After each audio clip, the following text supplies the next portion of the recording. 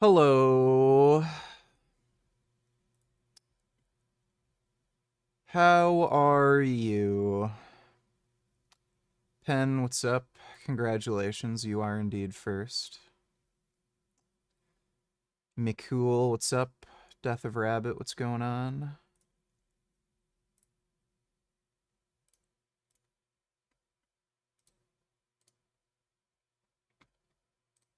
McLaren has announced their newest supercar, W1. One thing that I find interesting is, like, Porsche hasn't had a Halo car, hypercar since 10 years ago. Ferrari hasn't since LaFerrari 10 years ago. Yeah. McLaren seems to always have a car in this. Like, it seems like if you want to buy a $2 million McLaren, there's always one available to you. It's always there. Well, anyway. I think this is incredibly cool. Enormous power, enormous cost, very rare. It's going to be super amazing. That does look like a sick-ass car. But they unquestionably have cheapened the brand with all these Halo cars over the last few years.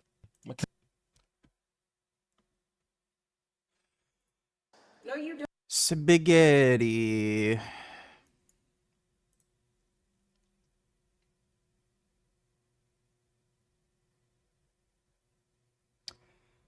Doing okay, just got a pay raise. Sick, dude. Making more money is always good. That is good indeed. What do you think of T-ball, Treneball? I actually don't know much about it. I know a lot of Olympic weightlifters have been caught with Treneball. I'm not sure why in particular they use it.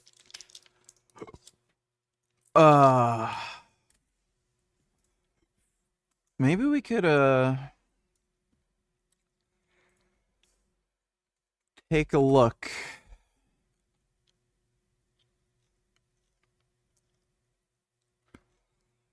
There's injectable Treneball, right?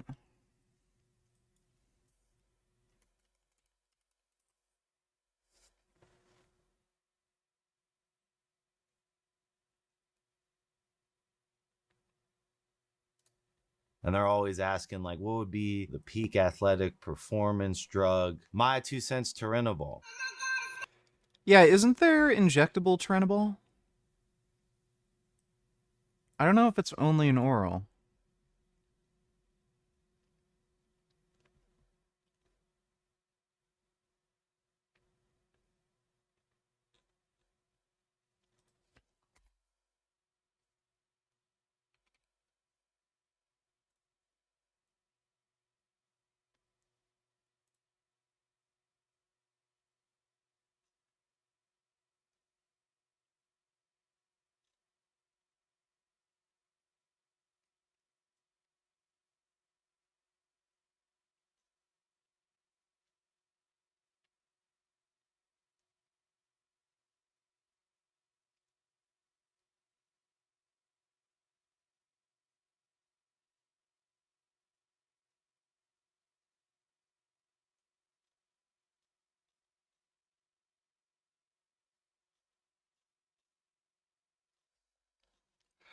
Okay, if it's only an oral, I wouldn't bother taking it. Oral steroids are just fucking stupid. It's like literally no point. A big thing that a lot of people, like a big mistake a lot of people make is they think, like each steroid is like special in some way and it will like make them have more gains. At the end of the day, it's really just about the total amount of gear you're on. Like you're just better off taking a safer steroid at higher doses than taking, you know, a particular steroid that hypothetically is more anabolic or something, but you can't take as much of and is more dangerous.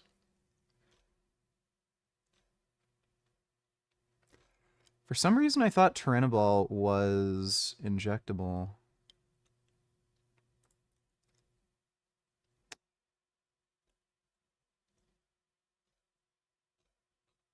Yeah, I am actually seeing... Apparently they do have injectable Trenibol. I don't know if it actually functions differently. Like, if it affects you differently compared to the oral.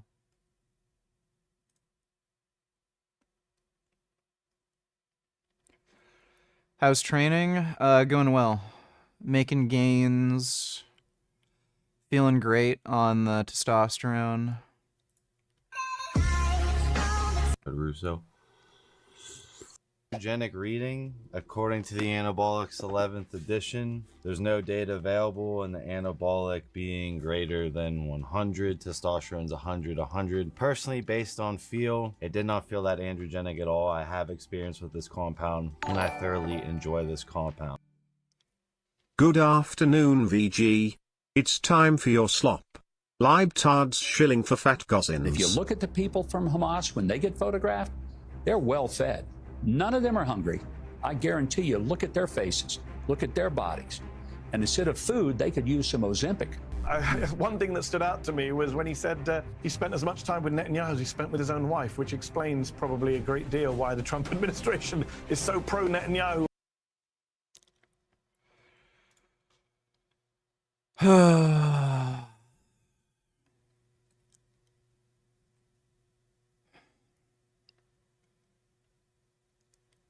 How about we just watch this like later? I was planning on just, watching some like, easier going videos for a little bit and then just fucking around playing some games. We'll watch this later. Thanks for the donation though, retard. Some of the history with turinabol. It's a derivative of dianabol, specifically a cross between methandrosterone and clostridiol. So it's basically a base structure D-ball with a 4-chain add-on of clostridiol to make turinabol. This was developed by German pharmaceutical companies around the year 19... Opinion on AI tools? Do you use them in any regard? No. I have not used AI tools at all for anything. YouTube,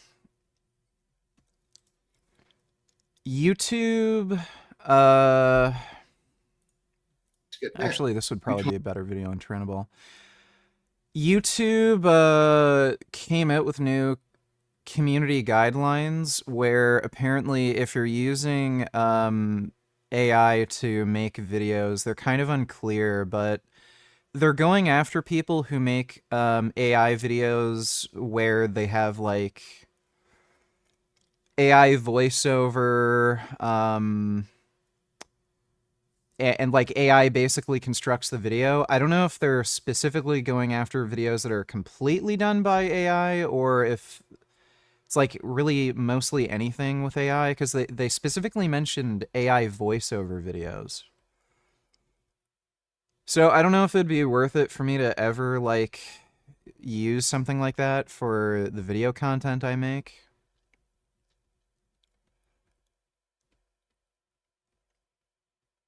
Your dono request thing is hidden. It's literally pinned. The fuck? Wait.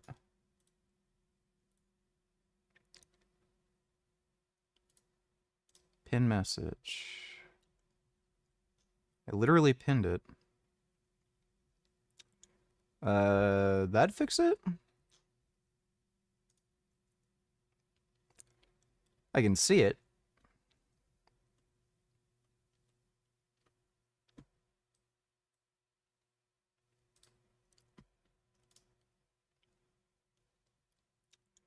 Yeah, when I click open the stream in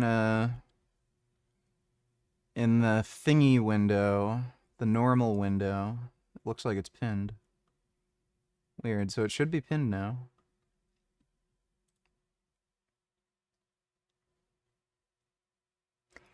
I was talking to a live agent and I couldn't tell if she was AI or not. Dude, I got a call from some company and it was some Indian dude and he sounded like he was on fucking drugs. Like, could barely put a sentence together, was stuttering a lot, and I'm like, buddy, I literally asked him, like, dude, are you okay? Like, are you on drugs or something? And he was like, I'm fine. My computer just crashed. Like, he literally said it like that, and I'm like, okay, dude, if you need something from me, have somebody else call me back, because I do not fucking trust you. You sound like you're on drugs and you could be a scammer, so, you know. And I hung up on him. Warning! Lee. I am IFBB Pro, biochemist, and medical doctor, and it is why I feel I am appropriately suited to discuss today's topic on Anabolic University. I was requested to do a video on Turnable. I don't like doing videos on subjects I don't know anything about, so I don't like doing these exotic anabolic steroids that kind of suck, but I'm doing them anyways. Hey, does anybody speak German? I've been wondering about this. Militant Vegan was in the hospital for something, and then it looks like she has some surgery scars or some crap. Does anybody know what the fuck any of this shit means in German? Kind of weird.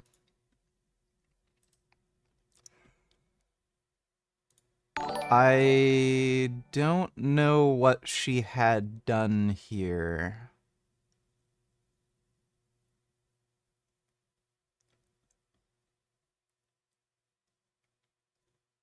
Like, I can't even really think. Like, I was thinking, did she get, like, a tubal ligation or something?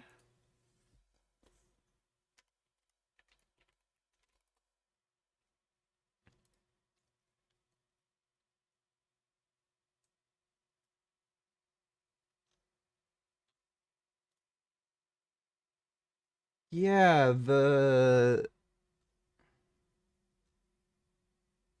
I'm looking at some, like, pictures of the surgery. Yeah, she might have gotten a tubal ligation. Because the surgical instruments they use line up with where she got, like, these band-aids put on.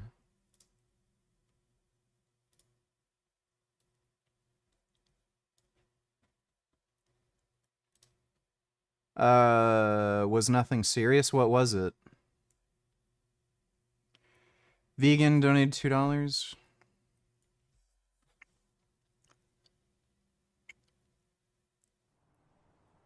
Well, you know what, man? I just got to tell you, that's a really nice grill you got there. That's a really nice grill you got there, man. It's nice, right? It's really nice. Yeah, here it is again. Yeah. Oh, it's really nice. Will you grill me on this grill? Well, that sounds like a really tough situation, man. What the fuck does that mean? I didn't. You don't think this grill is big enough to grill me? I didn't. This grill can grill anything. It's you. Me? Please don't. Please. Okay. Yes. Yes. Close the lid. Close the lid. Oh my God. Yes. Oh, I can feel it inside me. The fire is inside me. Don't let me out. Don't let me out, please. Please don't let me out. Don't let me out. Don't let me out, please. Please don't let me out.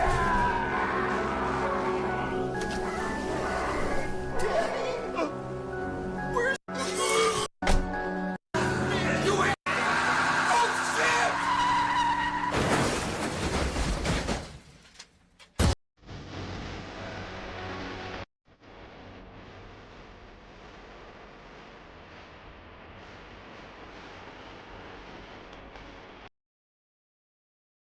You know, I wonder if somebody has ever actually done that. I'm sure there would be at least somebody who would be crazy enough to do that. Is Bart K still a miserable sack of potatoes? Well, it's Bart K, so yeah. Thanks for the donation, though. Vegan open mic donatillers debate his ass on evolution. How you been? Come talk to me. I've already done that. Like, is this stupid thing open? I was hoping they would call in. Well, this is what they do though. They go off and like make their. Is this on his Discord? I don't know if he banned me. Because I know the last time I debated him, he kicked me because I was proving he was a lying dipshit, and then he wouldn't answer simple questions, and then he just kicked me. What's his dumbass Discord? Not Big John Steele.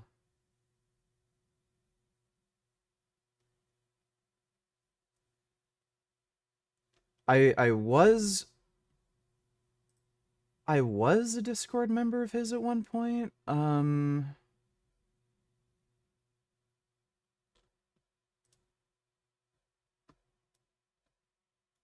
Yeah, is it? I'll look and see if I can hop on maybe. Thanks for the donation, open mic. Punching Carnus donatillers, dude, these retarded people are claiming that you are always on roids, and that's the only way vegan could get that ripped. You need to get ahead of this misinformation.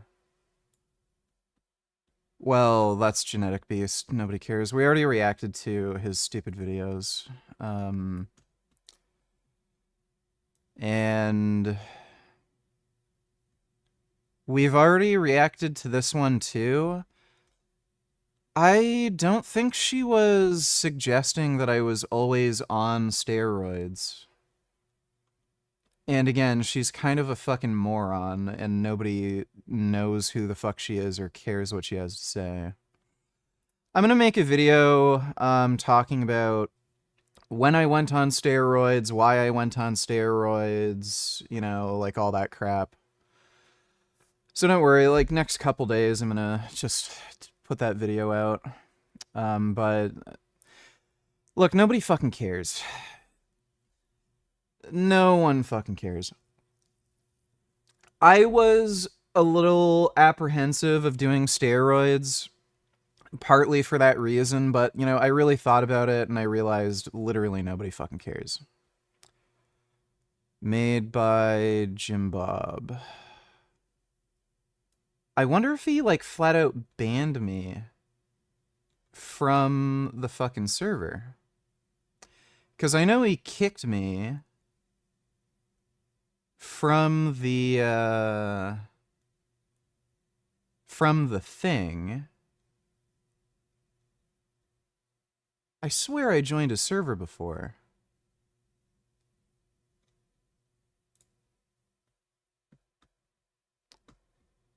I don't know why it has this problem.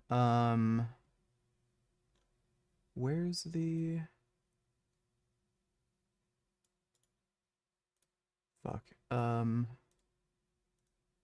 Fucking bitch. What the fuck is your problem? Why...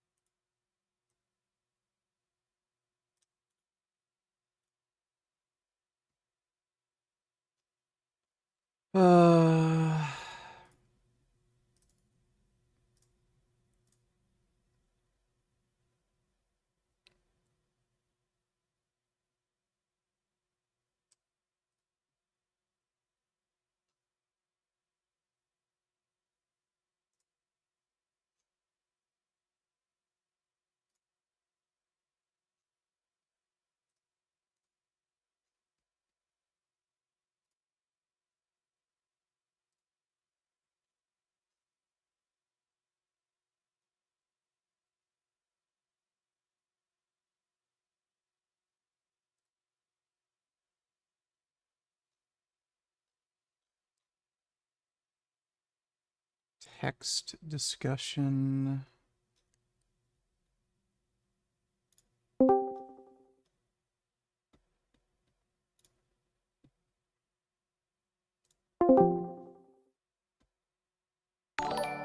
I have an eagle hat. This one's funny. Not him again, Christian it's nut actually jobs like him are so dumb. a Suzuki hat. Yeah, So stupid. yeah, they are. It's gay. Broken Prophet said it's gay. That's just a you problem. I mean, think about it. You're looking out and locating what's gay. That's just your internal thing. You're like, that's gay and that's gay and that's gay. It's like, I'm not a gay radar. If you guys are a gay radar and you want to spend your life pointing out what you think is gay, that says a lot about what's going on in your mind. Like, there's nothing I get from my hat that says anything about homosexuality.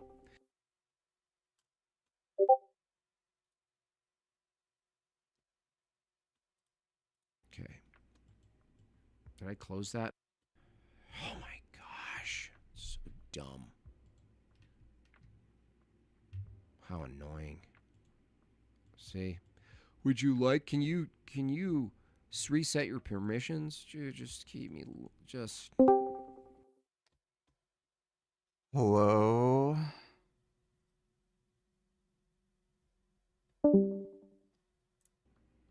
You porn bombed me. So, can you agree to not do that, Vegan Gains? Because that's really not cool. You know what I mean? It's not cool.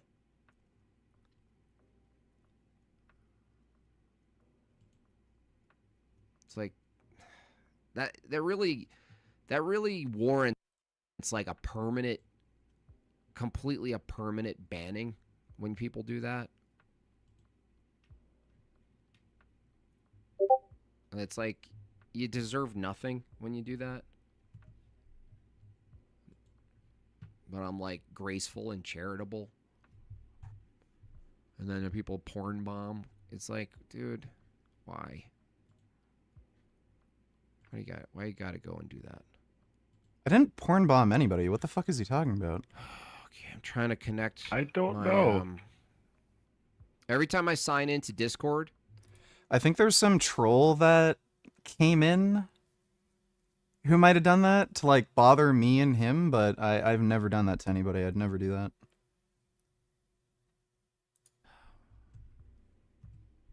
Yeah, please. I don't see you doing that. When he said it, I was like, really? Yeah. I was going to ask you, but I don't know. I don't want to interrupt anything. Can you guys say something? Hey, what up? Okay, hold on a second. Okay, say something again. Hello. Okay. All right, gotcha. Okay, cool. We can hear you. All right, what's up? Oh, not much. You were just talking about gay porn and such, which piqued my interest. Great. Yeah, like, you know, we've debated veganism before. I don't think we really need to cover that topic. We debated evolution. I don't know. I don't think that really went anywhere. I think what would be kind of interesting to talk to you about, I'd kind of like to explore your ideas on this issue, is like, let's assume God exists. Just for the sake of argument. There is a God. However you define that God. I'm interested in why you think one ought to obey or follow that God or his commands. Why you ought to? I would say it would be a conditional statement. Just be like, if you want eternal unity with God post-death, because we're presupposing God exists. So if that exists, then eschatology and soteriology would exist. That would follow. So I would just say, if you want eternal union with God, then you ought to XYZ. So there wouldn't be... Right. So it's... So, like, is that the only reason? Because, like, I mean... I there could be a variety of reasons. Okay, well, would that, like...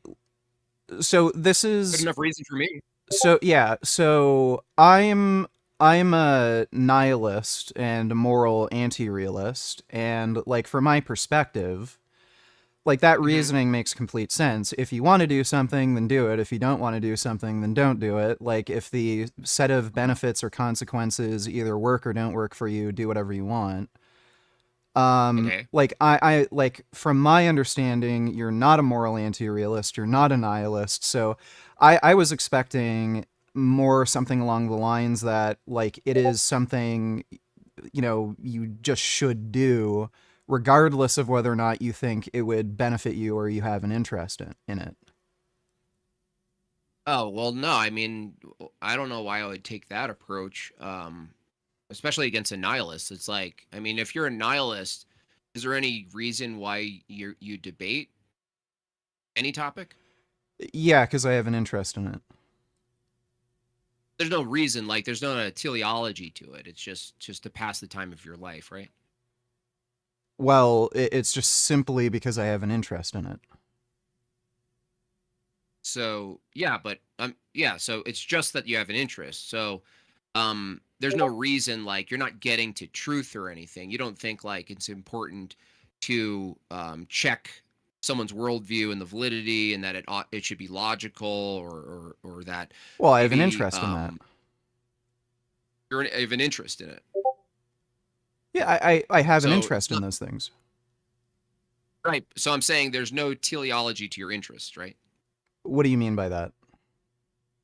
Like a higher purpose. Like there's no purpose to your interests. It's just interest, right? Yeah, I don't know how there could be a higher purpose than one would have an interest Okay, in. okay, so if I said I have an interest in taking over the US through a Christian theocracy, um, from your view, you'd just say, well, yeah, pursue your interest, right? Because that would be what I do, right? That's what you would say. Well, that's what I do. You could do that too, right? If you have an interest in doing that, it's not like I could necessarily stop you.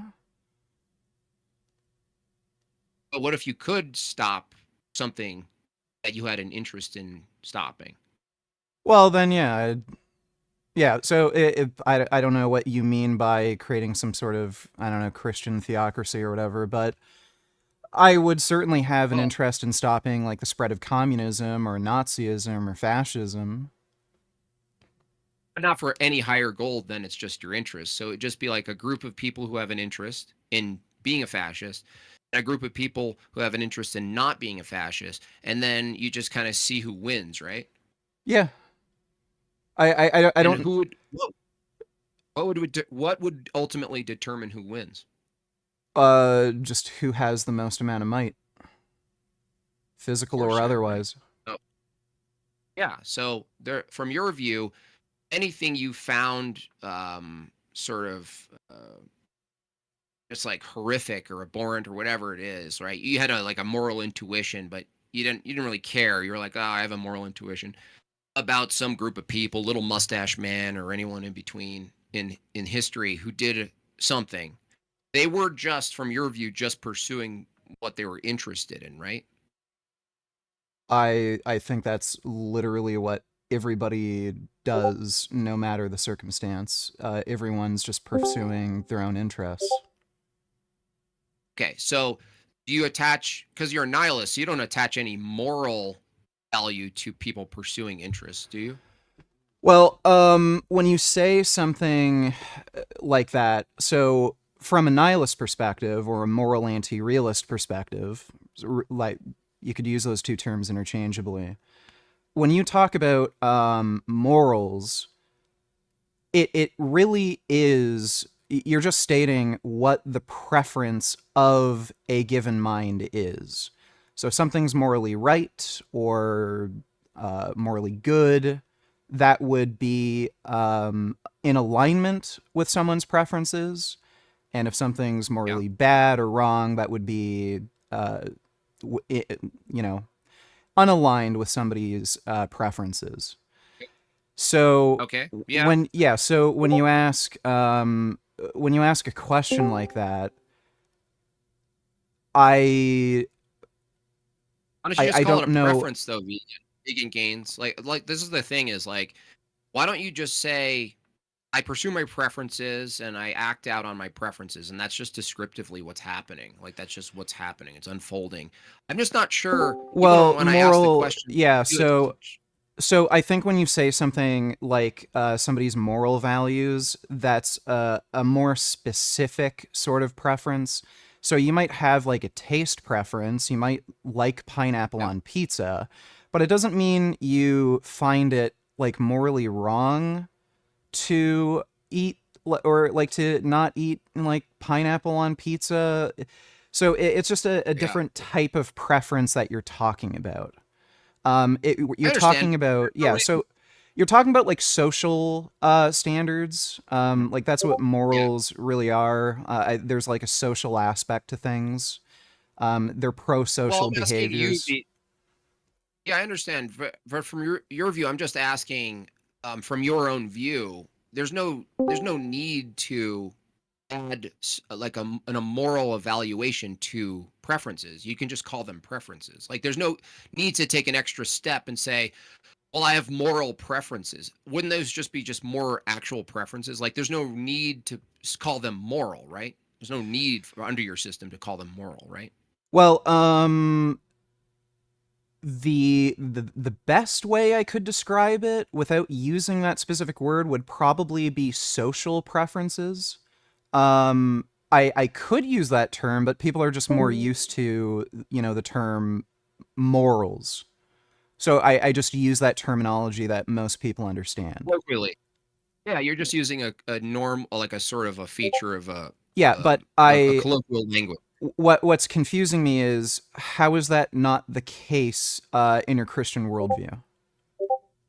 Well, from a Christian worldview, what I prefer to do might contradict what I ought to do from a Christian perspective. So, if I prefer not to do something that I ought to do for my children, and it requires some sort of sacrifice, um, sometimes I'm called to do something I don't feel like doing that I'd rather prefer not to do in the moment, and I overcome the preference and I say, well, I'm going to do what I believe is correct ultimately.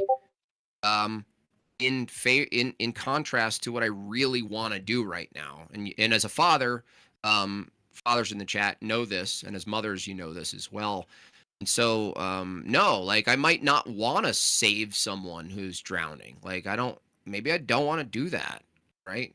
I just don't feel like it. Well, I don't want to risk my life. I don't want to do that. yeah, sure, I I don't want to have to understand. shoot someone in self-defense. I don't want to shoot. I don't like vegan gains. I don't want to kill somebody. But if I have to defend my family or myself, I have to do something I don't want to do. Yeah, so I understand what you're saying, but the pushback I'd give is you can have competing interests and competing preferences. Like, let's say you don't want to kill somebody, but that person broke into your home and they're gonna like kidnap your children or do something horrible. So you have to shoot them in service of a greater preference or interest you have. So that doesn't seem to result in a contradiction in my worldview. Where like again, I'm postulating that if like these things that we call moral values, they're really just like essentially social preferences. Where Yeah, but what would the preference be? Let's just stick to the preference because I see what you're saying. You're saying that in the instance I want to save my family and my life, you're saying I'm actually preferring a vision of the future that if I'm right about, I'll prefer the vision of the future if it's fulfilled. But I don't actually know the future is going to be something I prefer. I'm actually risking, I'm doing a bet, right? I'm betting the current set of circumstances and what I prefer against a future. If I take this action, I'm assuming that the future is going to unfold in a way I prefer it. So it's like a risk, right? Um, I understand that, but I would push back with simply another circumstance where it would be like um, it would go beyond just living. So for instance, like if I were forced to do something horrific to a family member so that another family member could live, that kind of predicament, if I accepted death, then I'm no longer using merely the preferences of temporal preferences. So you know what I mean? Like, so now I'm assuming, in a Christian paradigm, an afterlife, right? That I'm going to have to account for my actions, as opposed to valuing the temporal in Yeah, that but instance. So we might as well take it to that the full doesn't change the extent, right? paradigm, though. And you're saying it's still a preference that I prefer a future where I might likely be in good graces with God in the afterlife, right? Yeah, so it doesn't change the paradigm. So, like, when I'm talking about, like, moral values really just being personal preferences, specifically when it comes to, like, some kind of social standard, um, I don't see how there could be any other higher purpose or calling or whatever you like terminology you want to use. When we're talking about morals, they're just generated by your mind and they're simply your preferences. So from that perspective, like, I don't see how you could argue why anybody should follow God beyond, well, it's up to you. If you like God, you know, there you go. Like, unless you have some sort of objective fact to point to say this is right outside of your own preferences. Well, right? You mean like morally right, or? Well, Morally right? so if you're a moral realist, you're essentially claiming that any kind of moral proposition would be a descriptive fact. So, murder is objectively bad, independent of a stance. You could you could point to some sort of actual real world descriptive reality outside of anybody's mind, proving like murder is bad, or proving not following God is bad. Well, murder would be an example of something that's reflective of some other claim. Like, you know, like from a Christian paradigm, something that's immoral would be some sort of privation or missing of what the ultimate good is. So, you know, I know moral realists, like maybe they try to locate a descriptive event and say that descriptive event is immoral just based on what it is or something like that. Whereas from my perspective, murder, like killing, wouldn't be immoral, like just descriptively from a Christian view. But Well, we're talking about let's murder, say, not just killing. I understand. I just want to make, because some people confuse the two a lot. So like murder, an act like this is under a Christian view, you can act against yourself. And so a lot of people try to reduce, even the moral realists, they try to reduce what's immoral, and they always involve some other person. And they never really talk about whether or not you could actually act against yourself or act against God. They're always talking about another individual in the world.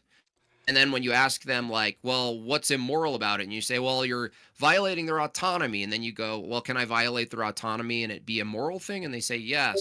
And then we go, okay, so autonomy isn't the thing that's determining whether it's good or not. So I actually agree with you that, like, maybe moral realism, as it's currently argued most of the time, it just talks about moral facts and claims about the world. And I'm not sure a Christian paradigm would reduce itself to just simply the category of moral realism. Does that make sense? I think I see where you're going with this. But like, let's just let me just ask you then, what makes God good? It would be the same answer of, like, what makes an avocado an avocado. It would be the nature of God himself, his very nature. So there's nothing subject, like some external thing that's then adding good to him or something. Like, his very nature is good. Like, what makes us a human, what makes a tree, we're referring to the nature of something being itself. And I know that it's probably sounds tautological and circular, but I don't know if there's a way to bridge the gap there, even for objects in the world. So it's like, what makes an orange an orange? Like, it's like, well, it's also apophatic. Like, well, an orange is an orange, not just because it is itself, but it's also not these other things, right? It's not like you know, a beaver. Like, an orange isn't a beaver. Right. So and so there's Yeah, I understand what you're saying, and here's the problem that I have with that kind of reasoning. You either end up with like you end up with like two problems. If you're saying like God is good, because God is good, it's just his nature. That's the definition of God, or it's like some sort of analytically linked to God. Then God could do anything and he'd be good. I mean, you could think of anything that you would consider horrible, and that would be good based on that being just God's nature. Like you're basically substituting. Like, what makes any action that God does good? Well, it's good because it's God. So I don't know what that ends up meaning to you, like the word good, if God is just good. And if good is just linked with God, like you could use those words interchangeably, does that mean anything else is not good? Like it's just God? You mean ultimately, see, when we reference good, you're saying, isn't it ultimately from this view referencing God? Is it alignment with God's nature, or is it misaligned with God's nature, right? Yeah, so like the problem I have here is that this argument seems to be an equivocation. There's this idea that we have of good, where but when I ask you like what makes God good, you're just saying it's in his nature. Well, so if God's nature is good, God's nature could be anything. Like, for all we know, like he could be ideologically aligned with Hitler, but that would be good in your view. Well, hold on a second. Anything that you find is evil under this criticism, like, because you said if God is good, anything he does has to be good. I would say yes. And then you go, God could do something evil, like that you found evil, and it would have to be good. And then what you do is you look at things in the world that we kind of like agree might be evil. But the problem is when you insert the word evil, vegan gains, you actually necessitate the positive existence of good again. So you actually necessitate the very God. So that's not what I'm stating. What I'm saying is God could do anything, and that would be good under that worldview of good being defined by God's nature. Because if good is simply defined by God's nature, then that would mean good is anything, and that could be suffering. Anything. Suffering is good. Suffering could be good, actually. Well, it could be. That's not even a contradiction in your worldview. Suffering under a Christian it's all a matter paradigm, of perspective. Well, not just that, is suffering, long suffering could be a virtue. So that doesn't mean you cause it necessarily is automatically good, but persevering, long suffering, carrying your cross from a Christian paradigm, maybe you can use a different term to make your point, because suffering doesn't work necessarily in this case. Suffering could be good, yes, but that would be true under your view too. So that's not really a problem under my view, because suffering could be aligned with God.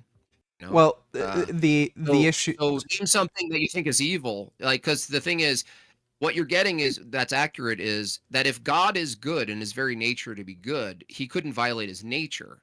And then you're saying, but couldn't God do something horrifically bad under that paradigm? But that would necessitate an absolute nature of good, which would go back to God, right? Well, so I think you're something that's horrific or bad without actually arguing for the thing that I'm arguing. So again, right? I think you're misinterpreting what I'm saying. What I'm saying is, if you are simply stating that good is anything that is in line with God's nature, good could be anything. And it could be something that you consider horrible, but it would still be good. You'd just be wrong about that. No. Now you're questioning what God's nature is. So let me maybe make it more rigorous for you. If you say good is anything that aligns with God's nature, the question isn't whether or not anything could be done. The question is, what is God's nature? Not whether or not anything can be done, because I just told you, if the good is linked to God's nature, then and God can't do anything against his nature. The only question now would be, well, what is God's nature? What do we mean by God's nature? it wouldn't follow that God could do anything. It wouldn't follow that God could do anything. There's actually a constraint on. No, that's not necessarily true. So tell me what's not true. So it could be the case that God has some sort of constraints on his nature. It could also be the case that he has no constraints and he's fine with everything.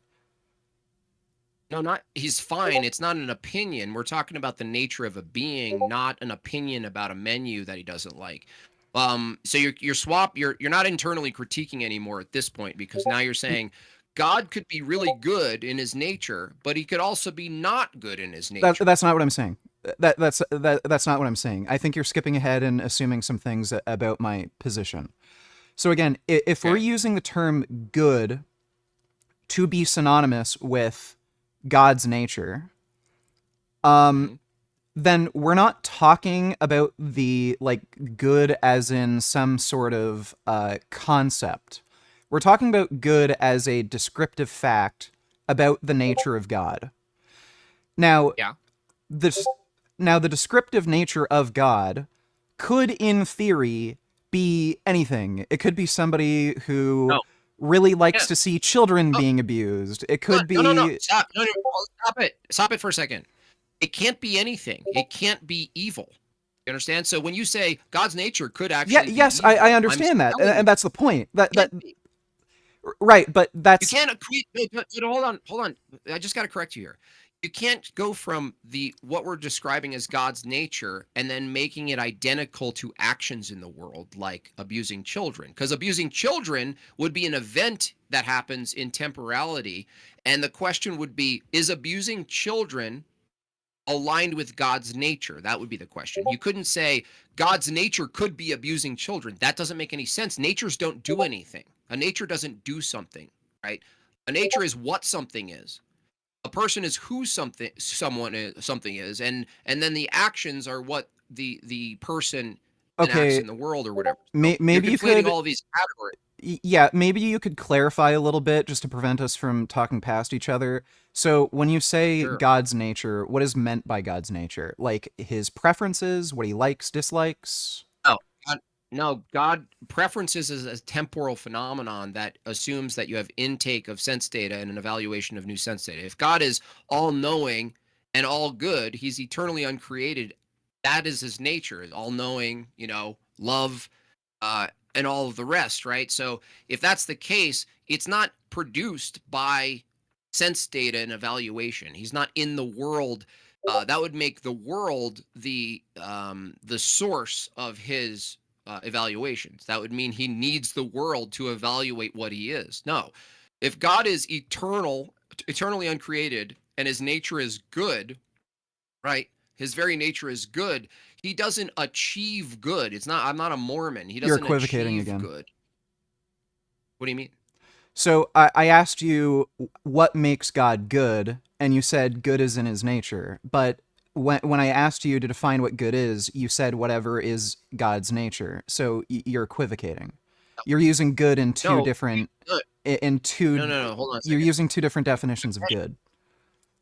Dude, the question itself, makes God good, is a loaded question because it assumes a process or some sort of splintering that God is one thing and good is some process that makes him good, right? If I asked you what makes an avocado, right? What makes it an avocado? This is probably gonna lead to a bit of a tangent. I don't know exactly what you mean by that. Like, avocado is just a word that we use to describe a particular thing. The referent itself of an avocado, not the description. The avocado word could be Blitzblau. It doesn't matter what the sound of the word is, right? So the referent in avocado, what makes that referent itself? It's just a word we chose to identify that particular object or thing versus any other. Vegangains, I didn't ask about the word. The referent. What makes the referent, not the reference, what makes the referent itself in regards to what we call an avocado? I don't care what the avocado is so like called. you're talking about its genes, like botanical nature, species, like that sort of thing? Yeah, it is itself part of. It is an avocado does have a nature that's not identical to some other thing, right? Right. So like avocado is its own unique thing, and it's defined by a set of characteristics. Yeah, and could I redefine what an avocado is? Not the word. Can I redefine what it is, and suddenly it acts differently by definition? Well, no, you'd be talking about something else. Oh, Like, right. yeah, if you were to describe an avocado as a raspberry, Yeah. those are two different things. So That's right. So when we this, describe God as good, right? Right? yeah, When so we describe God as good, hold on, dude. If we describe God as good, it's the same issue. Like, so if you're asking, well, can't God just be not God? And I asked you, can an avocado be a not avocado? And you said, no, that's ridiculous. It would be a different thing. Well, you use the same reasoning for God. right, but like I see this coming back to the same issue because when I ask you what makes God good, and then you say, well, that is just what he is. Well, what he is could be anything. No, what he is can't be evil because that would necessitate some positive ontology, Right, right? right. So But if I what I'm said, saying, what is a light? If I said what makes a light light, right, and a shadow, right? A light. Do you agree that a shadow doesn't have its own positive ontology? yeah. So sorry, a shadow has its own Yeah. positive ontology. No, no, it doesn't. Do you agree that a shadow doesn't have its own positive ontology? It's an effect of something that has a positive ontology. I don't know if a shadow is an effect of something. If anything, it's Shadow's not an effect of light hitting an object now? I de- like I guess when you're talking about, well, a shadow is like the lack of something, like the That's right. lack of That's right. photons. Good. Very good. Okay, so if God is good, he couldn't be anything because anything would include evil, right? But as I just demonstrated with the analogy of light, if God is good, if he's good, and you say, well, he could be anything, right? Well, no, he couldn't be evil because evil in this analogy is like darkness or shadow. It doesn't have its own positive ontology. So God can't actually be evil, just like a So, shadow can't actually be a light. but if you're going to say that, that sounds like, again, an equivocation, because if I were to tell you God wants children to suffer horribly under like abuse and be in constant That's his want. pain. Good. You're conflating a nature with wants now. Now you're skipping categories, right?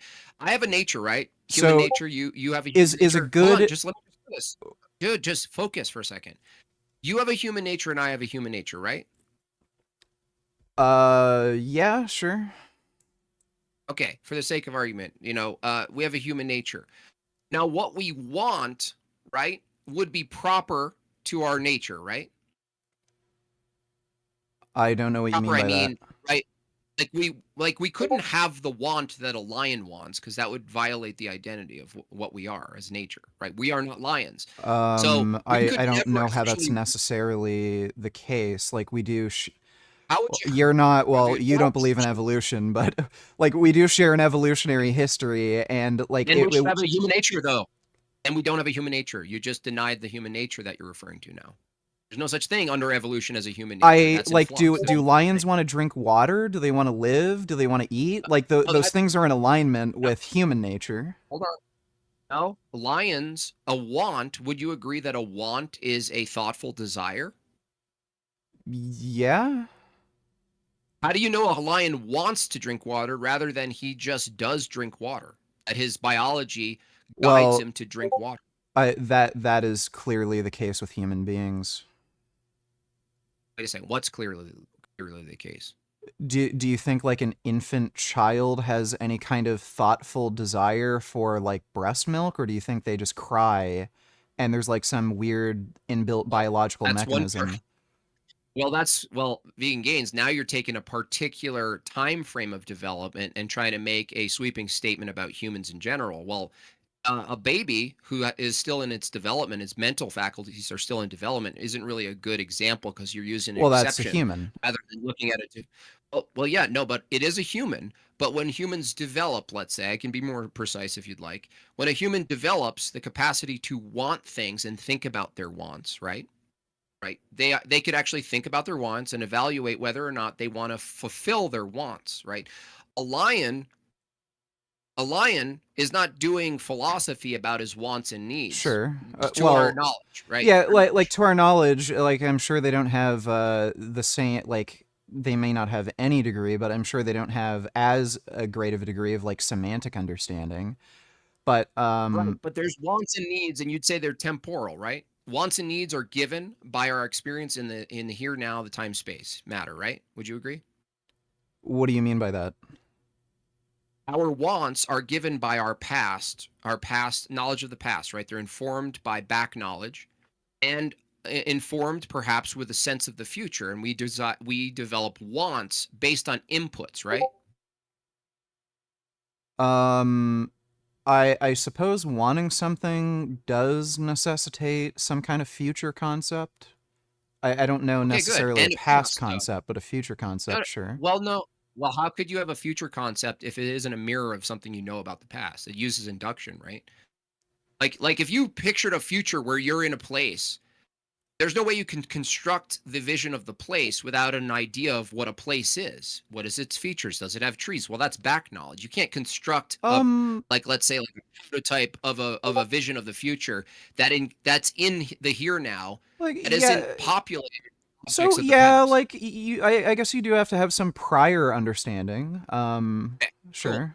Okay, so if wants and desires, even for a lion, if we granted some sort of lion thoughts or whatever, even if the wants and desires existed, you said what God wants, right? This is where it's a category error because if God is, because you're granting God exists, and I told you if God exists, you're also going to grant his nature. And if I say his nature is good and all knowing, you can't say God has wants the same way a human or a lion has wants because you're using a temporal created, in our paradigm, a created world that requires sense, data, analysis, evaluation, past, prior knowledge, and a sense of a future knowledge. Well, if God already has all prior, present, and future knowledge, all of it, you couldn't say his wants in the same category as a human want. Do you agree?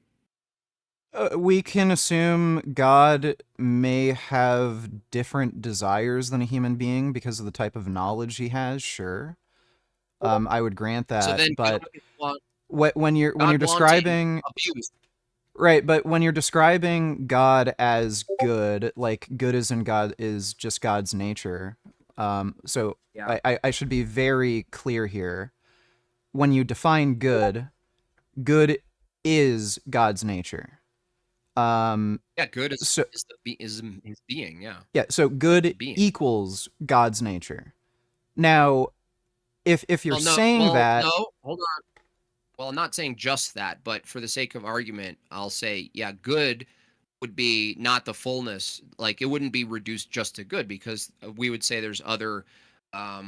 What would be the well, better he term? could have like there could be other aspects of his nature, sure. Yes. Yes. Yeah. Yeah. That's what So I'm saying. like all knowing, all powerful, like yeah, those are all in his nature. We're assuming that. But so if just a second, my cat is putting his tail in the heater.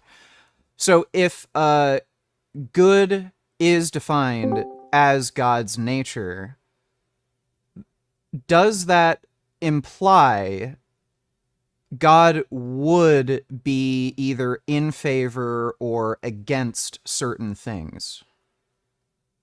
No, against or in favor, right? Like you have to see we're limited by analogous language. So, if you said in a sense God has a type of want that's not based in temporality, like he wants something for us. Like let's say he wants us to know him or something. For the sake of argument, the colloquialism of like a want. He wants us to know him.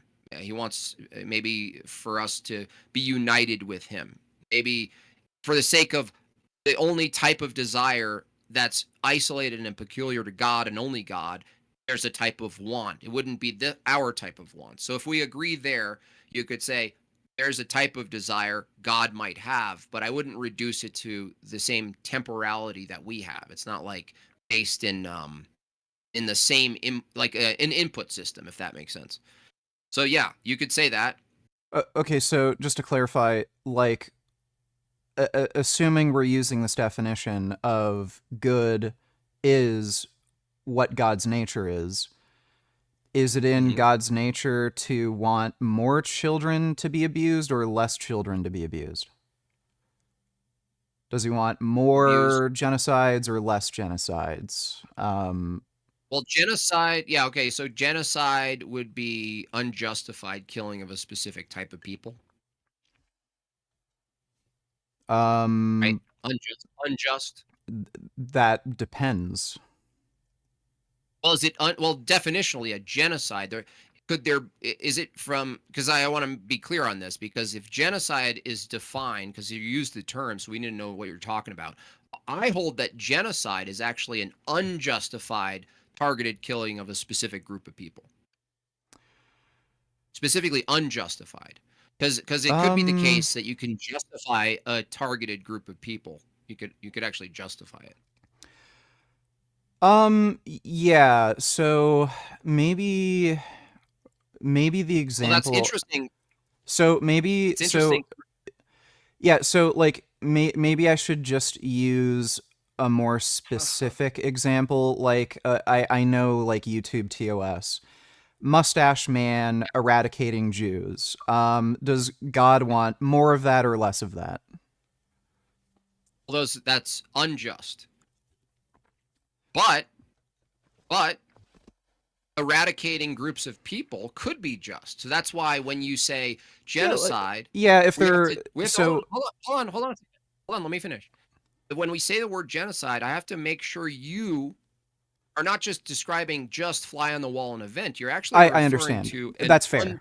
Unjust. That's fair. But if it's fair, hold on, vegangains.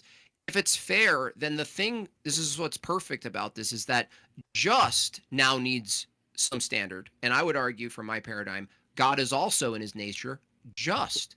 Otherwise, you can't point to drowning babies and use some emotionalism to try to insert into the argument and say, drowning babies, don't we all agree that's awful and bad? Well, no, we have to determine whether it's just or not whether or not we like it or not. We have to determine whether it's just or not. So it actually could be just, vegangains, that babies are at the effect of a massive drowning event. It could be just. But for you to say it's unjust or inconsistent with God's nature, you have to then presuppose your own type of God that grounds things like goodness and justice. But you can't. Yeah, so, okay, I think we're getting closer to I think this is productive. I hope I don't, like, you don't feel like I'm wasting your time, but I feel like this is productive and we're getting closer to the root of the issue. Now, let's say God liked Mustache Man, wanted Mustache Man to go after the Jews. He likes, I don't know, people like Richard Kuklinski working for the mob. It's a category. Bro, we already covered this. I don't see how that's a category error, because, again, if we're defining... because like is based on what? Temporality, likes, input, past-based responses, right? So you're saying if God, all you're really saying is if God was a human and had a human perspective on his preferences. So God has no desire to, I'm sorry, like, are we assuming? The desire, look, dude, let me correct you again. The desire, if I were to grant a type of desire, it wouldn't be the same type of desire a human would have. Okay, is Mustache Man in heaven or hell right now? I don't know. I don't make salvific claims about individuals. In all likelihood, is Mustache Man in heaven or hell right now? We don't use, based on your Christian worldview. We don't use stochastics or probability to determine soteriology. You are uncertain and you have no ability to tell me whether there's a I have no greater ability. probability of Mustache Man being I in heaven don't- or hell. I just told you it's not probability. Probability is temporal. Oh, okay, Mustache Man is dead, right? Like, he would have been dead by now. So whatever CIA conspiracy theory people have of him living in Brazil, it's so long past, he would have to be dead, correct? Yeah, and yeah. Okay. So the afterlife, he would either be in heaven or hell, correct? Oh, that presupposes a modern heterodox conception of heaven and hell. I'm orthodox, so it's just a loaded, low-tier question. Okay. No offense. Well, I'm sorry. I don't know. So is there like a different? Could he be in purgatory or something? I'm not sure about your specific religious beliefs. No. Just generally speaking, and there's no use in getting into this because it's kind of it's adjacent to the argument, but it's not totally relevant. But I'll just say from the Orthodox conception, we all experience God, right? The same way we experience like fire or something like this. Like so, if we all experience God after death, right? The question is, how do we experience God's presence? Two people can experience God's presence in two different ways. So you can experience God's presence as fire, as torment, or you could experience God's presence as unity and love. So just grant that from my view, grant that that's the conception of hell. It's not a location coordinate system where you end up here and here, right? Sure. Okay. So if I were to rephrase, so like this is a little bit semantic. I think you get the idea, but just to rephrase it from your religious perspective, is the Mustache Man experiencing God through fire or through like love and unity right now? No idea. Okay. Why is it relevant for me to know that? How is it relevant for me to know that? What does it have to do with God's nature and the necessity for God being just to determine whether or not drowning babies is good or not, or in line with God's nature? We're trying to establish whether or not God's nature being good results in him treating people in the afterlife differently. Well, no. Treating people in the afterlife, right? That's totally loaded. What are you talking about? Treating people? Like, did you think my conception of God is the act of him treating someone a certain way, or did I explain it that they're at the effect of their own choices, right, in the presence of God, and experiencing the fulfillment of their choices, right? So no, you just smuggled in another. Hold on, you just smuggled in another conception of heaven. Right, is a place where God is walking around treating people a certain way. Okay, well, I'm sorry. I'm sorry, I don't know your exact religious beliefs. So how is it relevant to God's nature? Well, it's relevant to God's. So it's relevant. So the question I'm asking you is just relevant to the discussion, because, like, to me, it sounds like if you're saying God's nature is good, that implies certain things. Like God would prefer there to be less mustache men that exist in the world than more mustache men that exist in the world. Bro, how many times do I have to correct you on this? A preference is a temporal phenomenon. So this is very confusing to me. I'm sorry. Like, you're telling me God does not have a preference for there to be less mustache men. That's an argument from incredulity, first of all, everything about it. Second of all, preferences are a temporal phenomenon. You already agreed with this. That preference requires, in the way you're using it, that requires to be in space-time with having inputs that become past knowledge that you use about future ideas, and you're developing preferences. God doesn't have preferences. Clearly he does. Like that. Really? But so you're telling me God could not care less if you are Christian, Muslim, Hindu, or what you do with your life, whether you believe in God, don't believe in God. watch gay porn, don't watch gay porn, murder people, don't murder people, because these are all temporal things. Yeah. Well, no, they're not actually, because the thing that's being violated can't be strictly a temporal thing. So if murdering people goes against God's nature, the act of murdering someone could happen in temporality, but the reason that the thing that it's violating actually doesn't exist as matter or physical phenomenon in temporality. So no. So the statement you just said is actually not a critique of my view. It's your assumption about what you think murder is in regards to a Christian view. It's just totally a straw man. So it's like, does God have a desire, a type of desire for us to want to be with him and united with him? Sure. All I'm saying, vegan gains, is you're gonna have to grant. You just contradicted yourself. So he does have a desire. Let me finish. Let me finish. You're gonna have to grant the type of want and desire is going to be unique to God and not like our human desires. Right, but you just contradicted yourself. You said he doesn't have have concept fallacy. Yeah, word concept fallacy. So the type of desire God has, right? The type of existence you granted already, God exists. Would you agree that God's existence, if you grant he exists, is not the same type of existence that we have? I grant that, but you hold on, stop. Let's go with this. If you grant that God has a type of existence that's not like our existence, then why is it you're having trouble granting that God has a type of desire that is not like our desire? Right, so he does have desires and preferences that are unique and peculiar to God and not like us. Okay, so so we agree on that. Does God have any desire or preference with what we do with our lives? The desire is that we align our will with him. Okay. Now, is becoming a mustache man and going after the Jews aligning our will with him? I don't think so. Okay. So the reason I say that is because Mustache Man wasn't an Orthodox Christian, so any of his views or what was good, you could actually look into it.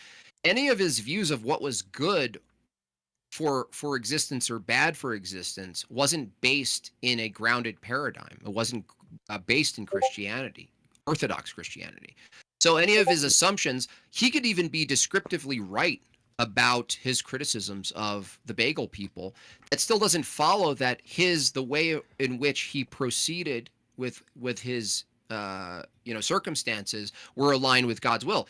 Of course it's not aligned with God's will because he wasn't a Christian. He's not practicing Christianity. He was practicing materialism. He was practicing worldliness. And this is true for even people who don't do horrific things, who don't violate other people's autonomy. You could still be misaligned and not do even a tiny bit of what the worst people in humanity have done. You could still misalign. It doesn't require the worst thing in humanity. You could pick anything, dude. You could pick random people in San Francisco right now. Yeah, so you just proved my point. You are defining good as anything that God prefers. No, God's nature. He prefers that you align with his nature, right? The good isn't based in his preferences. You keep making this jump, and I've corrected it maybe 7 times at this point. God's nature being good, his preferences would be proper to his nature. His preferences aren't good because he prefers them. This is like a euthyphro. This is like low-tier euthyphro. God's nature is good.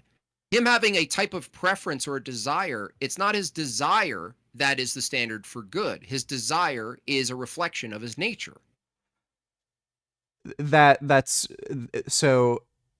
is no different than saying my preferences are a reflection of my nature.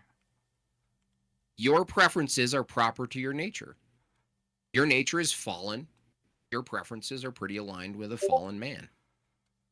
I wouldn't say I'm fallen. I'm a pretty good person. You're fallen? No, you don't have a standard for good. You just have a standard for preferences you like. You like to do stuff. You don't have a conception of good. You just have a concept of what you like in the world. No, you don't.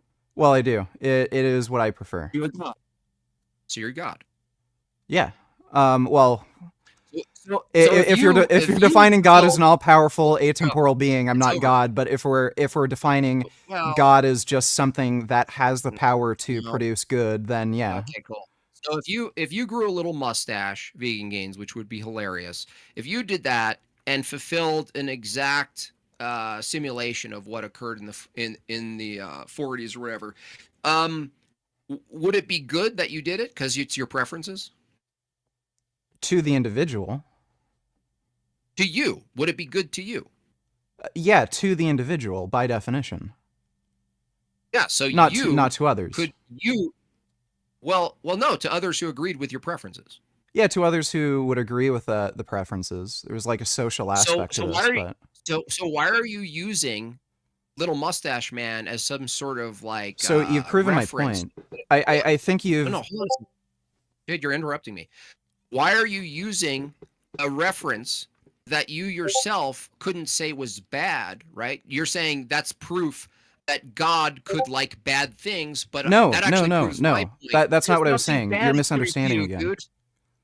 There's no evil from your worldview to counter God's good nature. So evil you can point to. So you're misunderstanding the point I was making. The point I was making is, like Christians, Orthodox or otherwise, such as yourself, are equivocating when you use the word good. You're saying good is in God's nature, but then you're using a different sense of good. Like when I point out the fact that good is just whatever God prefers, just like how good is whatever I prefer from my view. Okay, we're looping. No view is any more valid.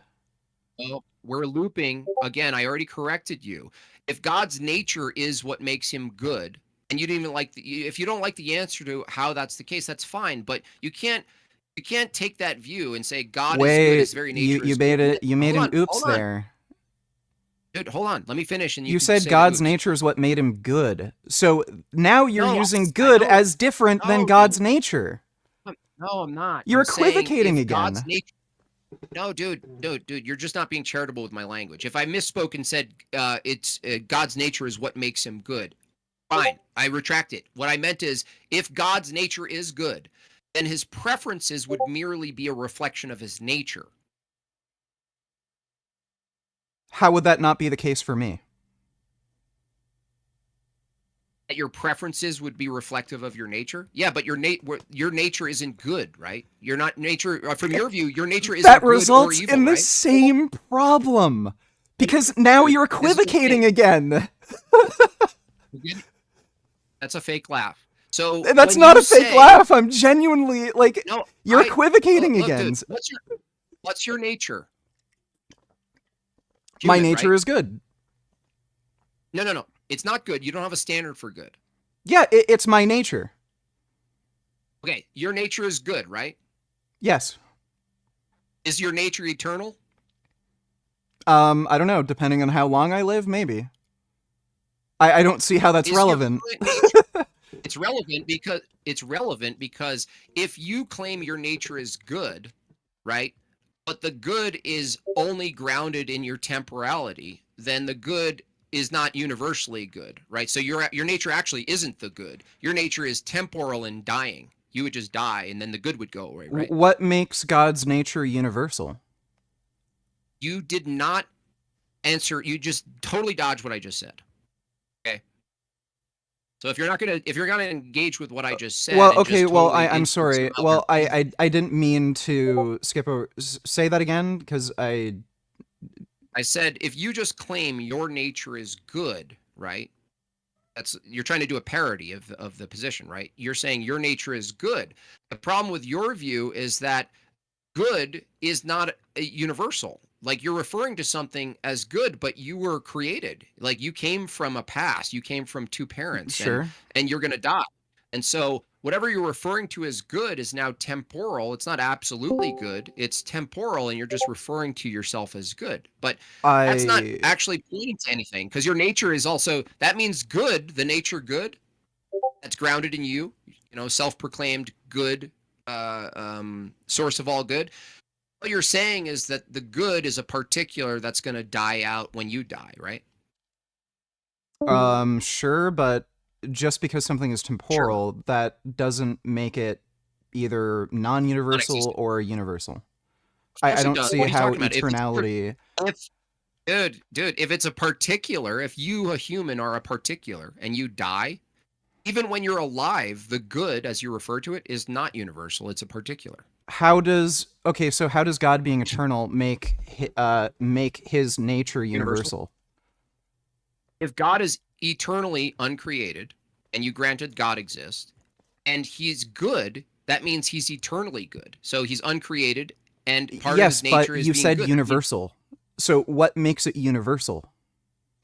The same thing that makes truth universal. But do you agree that truth is universal? I don't know what you mean by that. You mean like descriptive facts, or are we talking about preferences? Well, okay. Well, no, you don't prefer what's true. Like you don't craft what's true based on your preferences.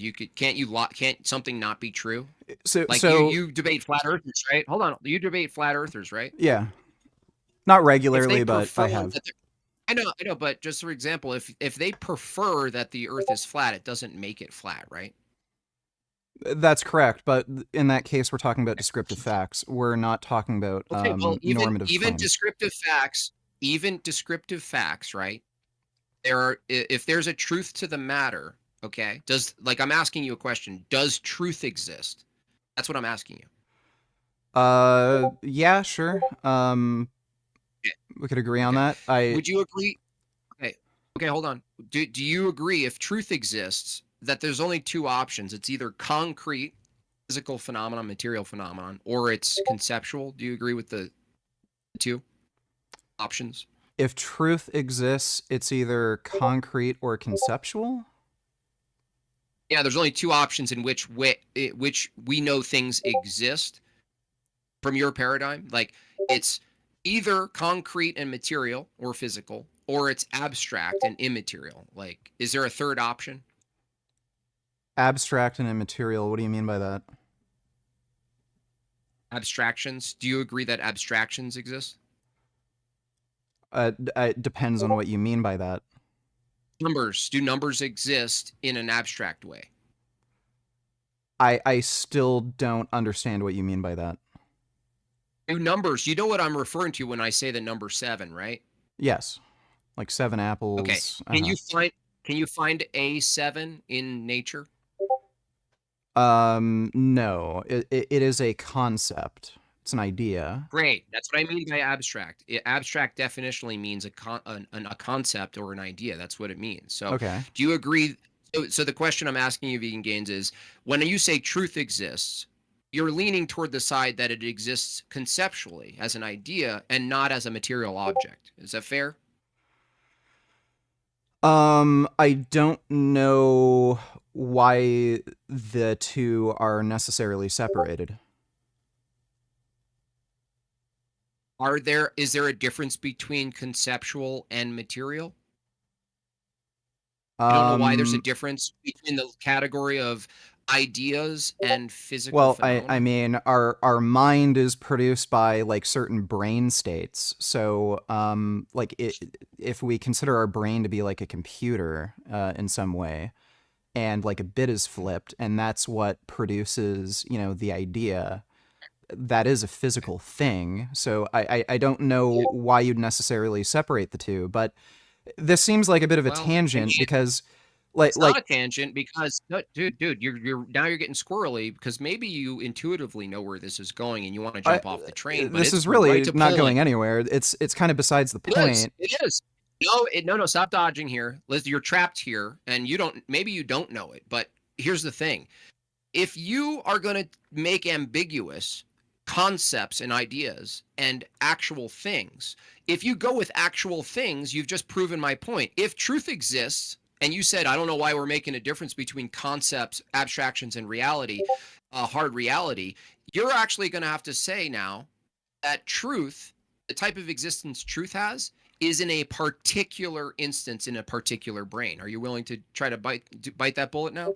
That truth exists, because you said truth exists. And I say, how does truth exist, Vegan Gains? And you say, and I said, I'll give you options. It's either conceptual or it's material. And you say, I don't know why we need this separation. What if it's all material? Essentially what you just said. Great, let's run with that. If truth exists and you deny that there's a conceptual element to reality and it's all reduced to physical phenomenon, now you have to say truth isn't universal. Why? Because you have to isolate a location, a coordinate system where truth exists in a particular brain. That means truth isn't universal. You're done. You can't even debate anymore. Well, we're not debating truth. We're just debating whether or not Yeah, we are. what makes God good. And again, that is a truth claim. That's about truth, dude. You can't say we're not debating truth, but we're debating truth claims about God's nature. You can't debate without assuming that you're debating about the truth of the matter, dude. You've just reduced the truth of the matter to particulars. That means you don't have access. You don't even believe that truth is universal and can be accessed, meaning you're debating is a waste of your own time according to your own view. Nihilism debunked. Well, we already agreed on like certain definitions. So again, this sounds like a tangent. Again, you ended up admitting that God is just good because he views himself as good and he just has his own set of preferences. No, I don't see how that's any difference. That's a lie. I never said that at all. That's a lie. Are you a liar now? You like we've already been through this whole we've already been through this whole dialogue. I asked you what makes God good. I never said once vegan gains. You could just apologize and say sorry you didn't say that, or I'll just correct you. I never once said God is good because he views himself good. Not once. It was heavily implied. You didn't literally say those words, but it was heavily implied. So again, that's not just a lie. Anyone else want this guy, Schoolboy? You want a piece of this guy? Because I once he reduced truth to a particular, there's no point in debating. Yeah. Well, yeah. I mean, like we could disagree on that point, but like it's just a tangent. Is truth universal or not? I don't know. I don't care. Like the issue is. Anyone else want him? Yeah. Jim Bob, hang on. I'm not engaging with you. There's a guy named Smoker Ratiz in the BC too. Do you want to engage with him because he's just learning tag himself? He was typing before I answered his questions before. So I don't know if anybody else wants to engage with him, but there's nothing else to do with vegan gains because he just admitted from his own view, it reduces truth itself, right? Which we're debating the truth of the matter of God's nature and whether it's not coherent and it makes sense. Vegan gains just said truth. There's no distinction between the conceptual and the material. That means that if truth is material, along with the laws of thought and everything else and knowledge, it's all reduced to a particular brain, meaning that truth isn't universal. So the purpose of debating, the usefulness of debating is illusory under his own view. Nihilism is trash. It's a waste of people's time. Vegan gains, you were well behaved today, but ultimately your existence, according to your own view, is a waste of your own time, but certainly a waste of our time. Okay, well, just... Can I ask Vegan Gains a question? Sure, shoot. Do you go by vegan or do you go by Gains? Whatever you prefer, man. Okay, Mr. Gains. Is there a reason we ought be vegan? There's no objective fact that I can point to. But again, when I argue why one should be vegan, I just run the name the trait reductio. So like you have your own set of preferences. Why ought we follow name the trait? So, well, name the trait isn't something you follow. It's just an exercise to either demonstrate that your moral values do in fact align with vegan, and based on your own moral values, you should go vegan, or it's a demonstration that your own moral values don't align with one another and they're logically inconsistent. Why ought we follow that? Again, I don't know what you mean by that question because there's no objective fact that I can point to. If you don't care about things like logical consistency or something, I can't make an argument. Well, I'm just asking. All right, I'm done doing the dumb voice. I'm asking why ought we care about any argument you make? Can you give us a single reason why we ought care? I already explained this to you. You're just asking a nonsensical question. There's no objective fact about the How's world that I a can. nonsensical question? Saying Because why you know ought that I I'm a moral follow your argument? anti-realist. So when you say something like that, unless you have certain values that you don't care about things like logical consistency, you don't care about human rights, you don't care about anything, there's nothing I can do to convince you. Is there any values we should have? Are you asking whether I feel that way, or are you asking me if there's an asking objective you, fact yes. about the world that? Well, yeah, from my perspective, yes. And what are those, and why is that? Well, because I want you to. Okay, well, I want you to eat meat. Okay. So do you see how weak like your philosophy is? That's what it comes down to. Is just I want you Your to, and then philosophy I is the say the same as opposite, and you mine. go. Your Well, philosophy is exactly it's the same as literally the mine. not. I It's was literally not. literally able to demonstrate throughout the course of this conversation that your philosophy is literally the same as mine. Name one Jim Bob interaction is we had besides literally me a moral asking you basic anti-realist. questions. Jim Bob No, he's not. literally What are you talking about? supported the idea of moral anti-realism. What are you talking about? When? Do you just make stuff up? He's a liar. So I can go You through, so I can break down the dialogue. I asked him what makes God good. He defined good as being in God's nature. I proved that in that God's nature would necessitate having certain preferences. And if that's all it is, if being good by nature is like a certain set of preferences, then everyone is good by nature. Rejected that. I corrected you. I said if you were going to use the term preferences for God, you wouldn't be using the same paradigm of human preferences and temporality. We accepted that. We accepted that. He has his own set of unique preferences, but that's all it even is. if, really quick, even if, which again, I agree with Jim. I wouldn't say like, oh, God has quote unquote preferences. I wouldn't say that. That's we would speak more apophatically by negation about God. But even if that was the case, and let's say we grant that, which again, that's not my view, that's not Jim Bob's view. How would it follow if the good was based on God's preferences that moral anti-realism is true? That's that there's no connection there actually. Because it postulates that there is no objective fact independent of a stance that makes any moral proposition true. Well, you're making a category error there just because God is personal. When you say, oh, independent of a stance, well, God is the creator of all. And yes, that's his stance. Standards and existence. His stance, well, we wouldn't say that's a category error. You realize that, right? That's not a category error. That's his stance. Is he an individual? No, you agreed. What is it? Do you know what a category error is? No, please explain. How is it a category error? So you don't know what a category error is?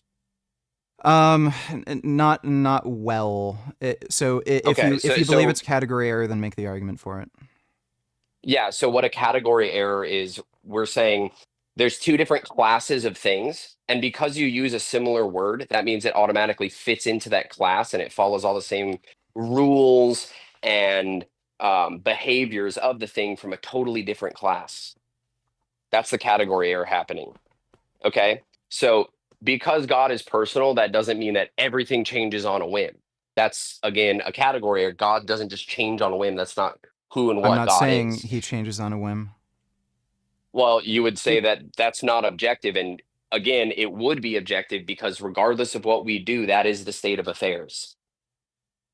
So it's actually a mistake again, just because he's unchanging, that doesn't make any like moral position that he has objective. It's still stance dependent. Stance dependent doesn't mean it's not objective. Okay, this is the category error. This isn't an insult either. Stance dependent by definition means it's not objective. No, so it logic doesn't. isn't objective? No, wait, real quick. No, it doesn't. And so again, there's freshmen in my high school Sunday school class who have made this mistake for about 5 minutes and they realized it was a category error. If you want to just redefine things to be whatever you want, cool. You're just not going to understand anything being said. Does God have a mind? But again, A mind like human minds, or a No, it mind doesn't by have to analogy be. It, that it we doesn't predicate? have to be a human mind. A mind. What do you mean by mind? Because you're going to make the same category error again. The ability to have a subjective experience. No, God doesn't have subjective experiences. But God, by analogy, we say God does have a mind. So do you see God all does you're not doing is have category subjective errors? experiences? Correct. You'd be temporal, dude. I don't understand how being atemporal means you don't have a subjective experience. God is omniscient, and he Right, he's all-knowing. surpasses all let me finish. No, let me finish. God surpasses, and God's knowledge surpasses any predication we make of it. That's why we speak apophatically. That's a word meaning by negation. Okay. So you're just going to keep making category error after that's not category that's error. not a category You're not error. going to So understand anything. am Wait, I how God? is it not a category? I just explained how it's am a I category distinct error. from God? Hey, calm down. Am calm I down, a Mr. distinct Gaines. mind from God? Mr. Gaines. Am I a Mr. distinct Gaines. mind from God? Yes or no? What is a category error again? Am I a Let's go distinct through the mind from God? definitions. I don't care. Am I a Are you just distinct going to mind? glitch out? So am I a distinct mind? Am I okay, a so you're distinct mind? dodging now. Am I Okay, a so you're distinct- dodging I'm asking now. you again to see if you answer. understand what a category error is, because you just did it again. Yeah, so category error means applying a different standard to a completely separate thing that doesn't make any fucking sense. Whatever, great. Does Okay, God and have again, a distinct mind from everyone else? So now that you just went over that, I'm answering your question. So Does God when have a you say a distinct distinct mind? mind, I'm answering your question. Are you okay? It's Are a you gonna yes be or able no to question. just I don't know why it's taking you so long to It's say not. yes It's or no. actually not a yes or no question, because there's things called loaded questions. Do you know what that is? Okay, so how is Did you that a stop loaded beating your question? wife? Have you stopped beating your wife? It's a yes or no question. Yes, because she doesn't live with me anymore. Okay. And then so you used to beat her because you said yes, you stopped beating her. So you just admitted to beating Yeah. her. So have you stopped looking at How is that a loaded My Little question? Pony porn? How is that a you loaded stopped looking at My Little question? Pony porn? So you're dodging again. Have So you how stopped is me beating your- asking that a loaded question? Because you say it's yes or no, and I say no, Okay, it's not a yes or no. then I'm asking you, how is it a loaded question? Because it's not a yes or no question, and you're trying to make Yes, me answer and I'm yes or no asking when I you, try to answer. why is it not a loaded question? Because distinct mind, again, is going to involve everything you assume of what minds are, what distinct mind is. We would say, sure, by analogy, God has a mind, and God, absolutely, we are distinct from God. We have our own modes of willing, our own personhood, all of that. But God doesn't have a mind like ours. We speak by analogy of God's mind. That's fine. I It's can not gonna be acknowledge. one-to-one. I can There's your acknowledge answer. that God's mind is unique. What I'm asking you is, does God have his own distinct mind, unique and separate from everyone else? Yeah, by analogy, yes. What do you mean by analogy? It's either yes or no. Because God doesn't. Again, do you remember what a loaded question is about? That what and I you just did answered it not again, demonstrate too. that that's a loaded question. All you said was It God's is a mind is loaded different from question, everyone and- else's. Yeah, and I said by analogy, So- yes, God. We would say God has a mind. What is analogy? So what utility does analogy have in that sentence? The utility there is saying that it's something that we're similar to, but it doesn't encapsulate. It doesn't encapsulate what this thing is.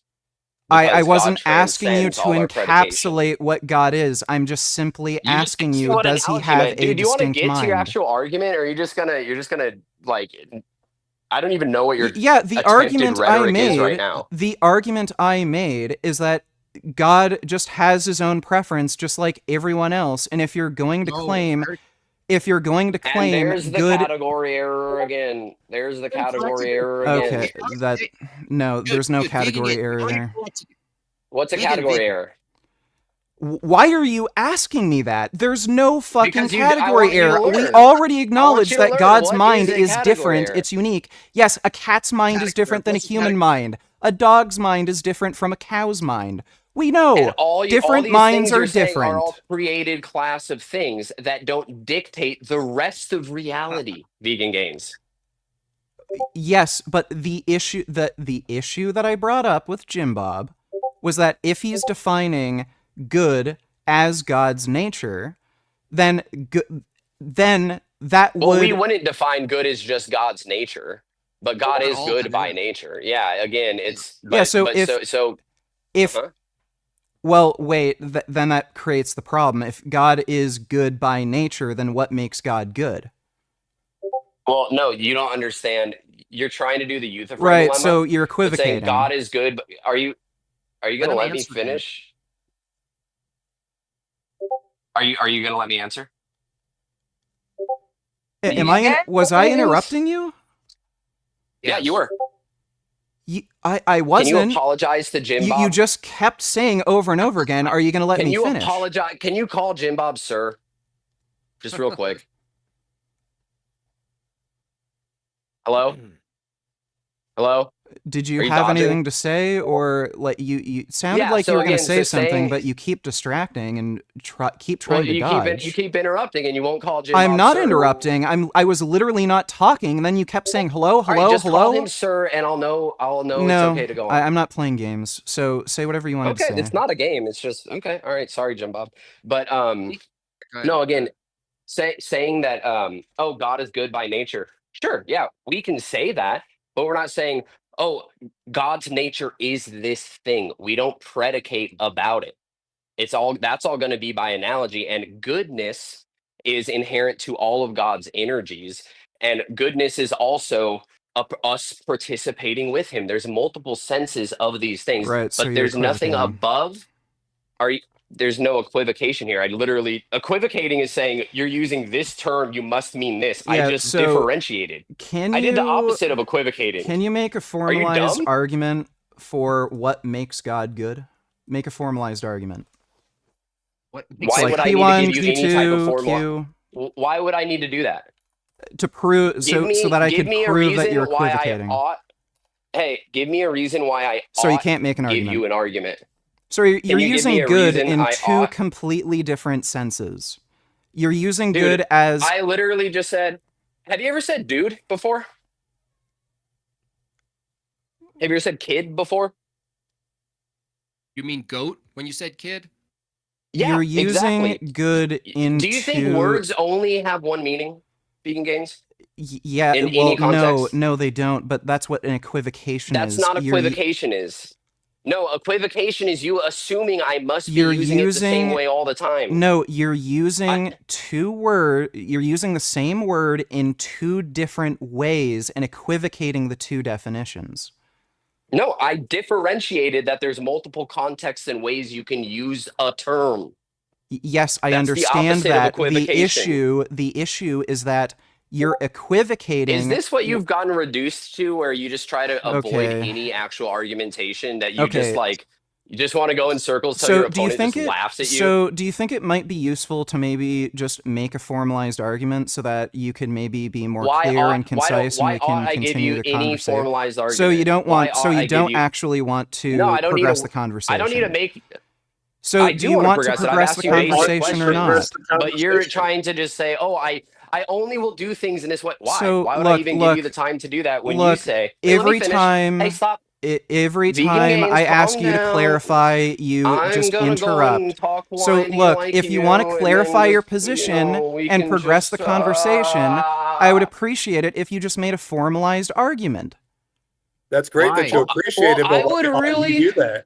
I would really appreciate So it you if don't you told me actually why want I to be ought do understood. anything. So you don't want to Dude, be understood. Why ought he be understood? You're not understanding. You're what he's saying. not even understanding the argument that was made to you, and then you ran from it, and then got packed up on basic I'm just category errors simply and asking equivocation. you to formalize the argument for what makes Can you give God me good. a formalized presentation of why I ought give you a formalized argument? Okay, so you're not interested in actually being understood and convincing anybody. You just want to waste time. Well, no. I think, to be honest, vegan gains, I think you're an extremely low IQ person who hates children and your audience. No, I'm telling you what I think. You're a low No, IQ I don't person think who that. knows if you tried to formalize an argument, it would lead to an equivocation. So that's why you keep dodging. No, that's literally not it. No, vegan gains. I'm you just telling you what keep I dodging. think. You won't make a formalized argument because you know it would lead to an equivocation. No, is this what he's become? I haven't seen him since Jay and my brother. Why are This you is what he unable to does make now? a formalized argument for what makes God good? It's Nothing because you makes know it would God good. result in it. Okay, Hey, so God hey, isn't vegan good. gains. Okay, there we go. Nothing makes God good. No, Oh, no, you're so that's not. stupid. Okay, wait, let me slow him down. It's really sad, man.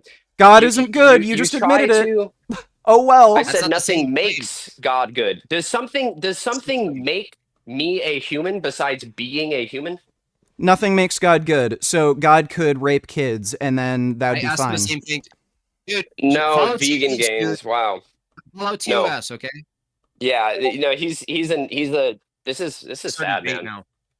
I know, he just makes me sad. It's All you pathetic. So have vegan to gains. do is make a formalized. Is just formalize You your just straw argument. man. You need to All you have listen to for a do moment, is little make a guy. formalized argument for why you think.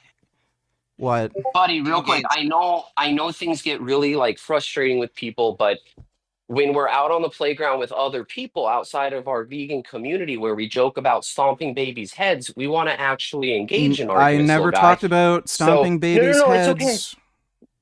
I've seen you do it a million times actually. Well, I have I'm not clips of doing you that from here. years ago. You're the one who Yeah, brought it so, up. I don't know what this has to do with your argument that no, what makes little God buddy, good. I know, little guy. What I'm makes just God trying good? to like. So can you and I know please make a there's a formalized lot of argument feelings. of what makes There's a God lot of good? feelings. You won't do it There's a lot of because you know it feelings. leads to an equivocation. You got to stop interrupting. Pause for a second. Chase, when you ask what makes God good, do you understand that Chase and myself have rejected the question because we don't hold that anything makes God good? You understand? He's just gonna say, "Oh, so God's not good." 'cause So he's his nature really doesn't. stupid. So his nature doesn't make him good. Not. He's just not good. It doesn't make Did we him say? good. Sorry, Jim Bob. Beautiful, dude. Well, it's just the thing is like the question you're asking assumes there's a process or some sort of thing God's independent of that makes him good. That's why it's a loaded question. We reject the form of the question.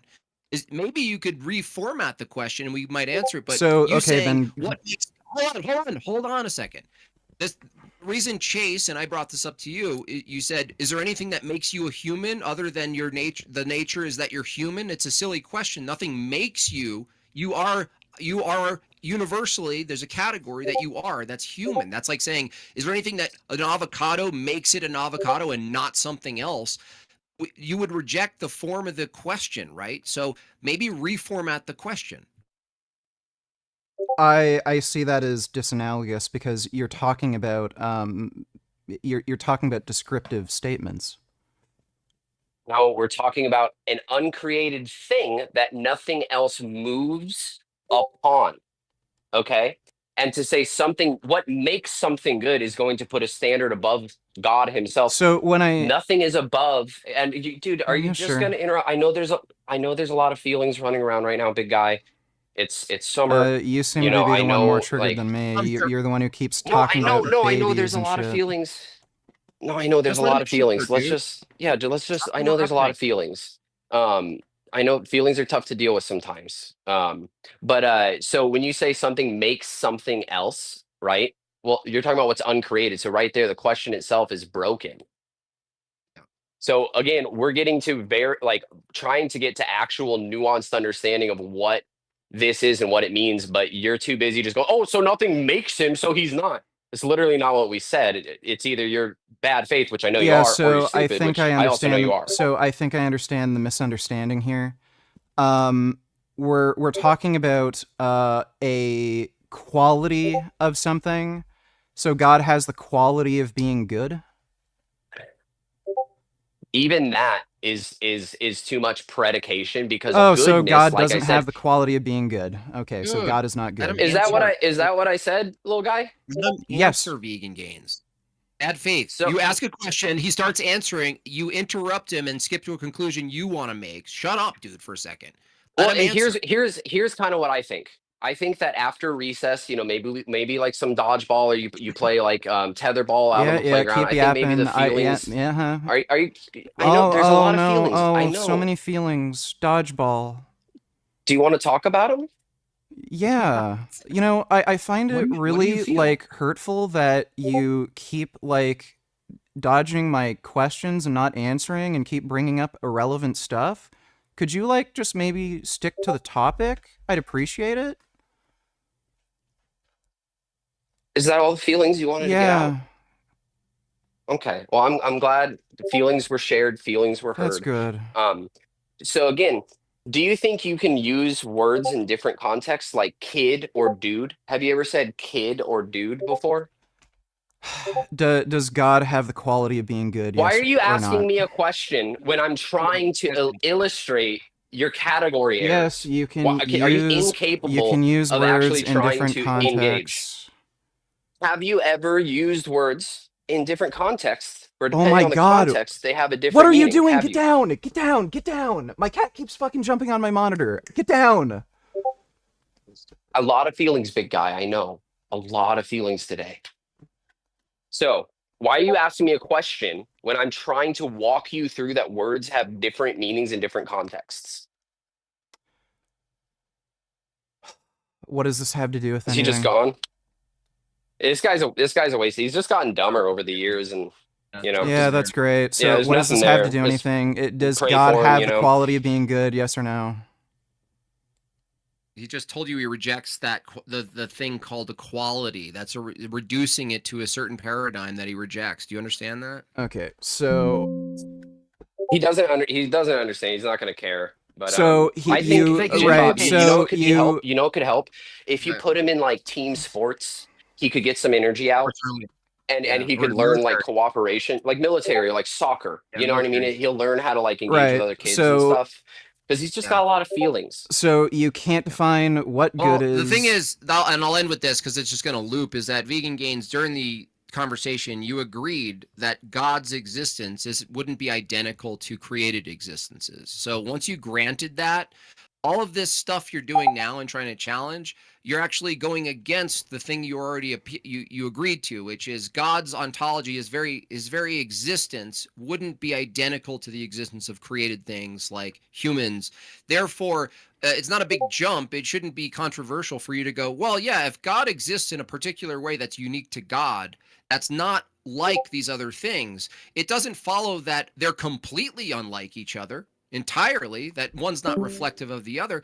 And if you granted that, it's not a big jump to say, well, if God did have a mind, it wouldn't be identical to the mind of a human being, but it could be reflective. So you already granted the distinction between God's peculiarity in his own existence, not even a category, because it's not even a set of gods, it's his God.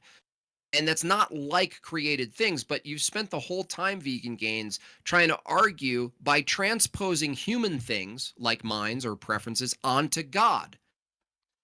Okay, what I'm gathering from this is you're basically saying God is just the way he is, and you can't call it good or bad. He just is the way he is, and if he is just the way he is, then I could either take that as being good or bad. There's no objective like facts about God there's no objective facts about good or bad that you can point to say God either is good or bad. It's all a matter of preference and taste, sort of like pineapple on pizza. No, that's not what I said. That nothing that I just said actually even pointed to something as particular as that at all. You just don't listen. You're just a bad faith interlocutor. You don't listen. You're not interested in listening. No, I have tried my best to listen, and I've even asked you to make formalized. Well, not you specifically. I've even asked. Tell me what I said then.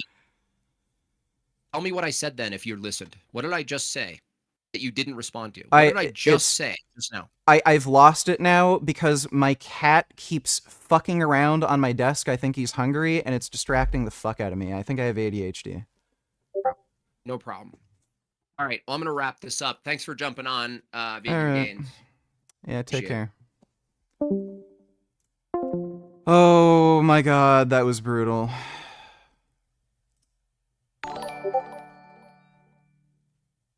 Oh god, I really thinks you did that once again. These kinds of people are dumb. Oh my god, Gummy is so fucking annoying. He kept jumping on my fucking monitor and tearing around on my desk. Also, if our circumstances determine what we want, wouldn't that alone go against the concept of free will? Yeah, I guess. Oh my god. That was just insane. They were saying just absolute gobbledygook. But yeah, I simply asked him, what makes God good? And then he said, well, God is good by nature. And then it took like, what, an hour for him to admit being good by nature just simply entails having like a certain set of preferences. And if just being good by nature means you have a certain set of preferences, then anything could be good. I'm good. I'm good by nature. Like, oh my god. So he literally just accepted moral realism, and then that next guy came in who literally couldn't even make an argument, and he ended up equivocating, just like Jim Bob, where he was trying to say, like, God is, sorry, he used two different phrases. It was God is good by nature and I've lost it now.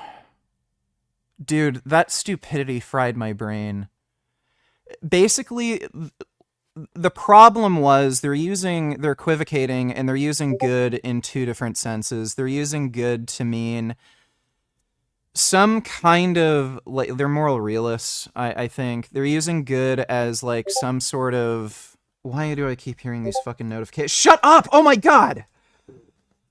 They're using good as, like, something about the, like, there's just objective facts about the world that are either good or bad. And then they're using, like, good as whatever is in alignment with God's preferences. And I don't know. I was arguing this topic for too long. I can't even gather my thoughts now. Oh, it's so bad. But you all saw it. You get it. Jim Bob was basically... I got him to admit that God is good because he just has his own set of preferences that he decides is good. And there's no objective facts about God that make him good. Because if there were, you would have to you would have to prove that there are certain qualities that encompass good that are outside of God. So that would mean, like, God would have to be constrained to, like, having certain characteristics, but he didn't say that, or whatever. I don't care. I'm done. Like, just go back and watch the debate. I think I'm just, like, hungry and tired now. Oh.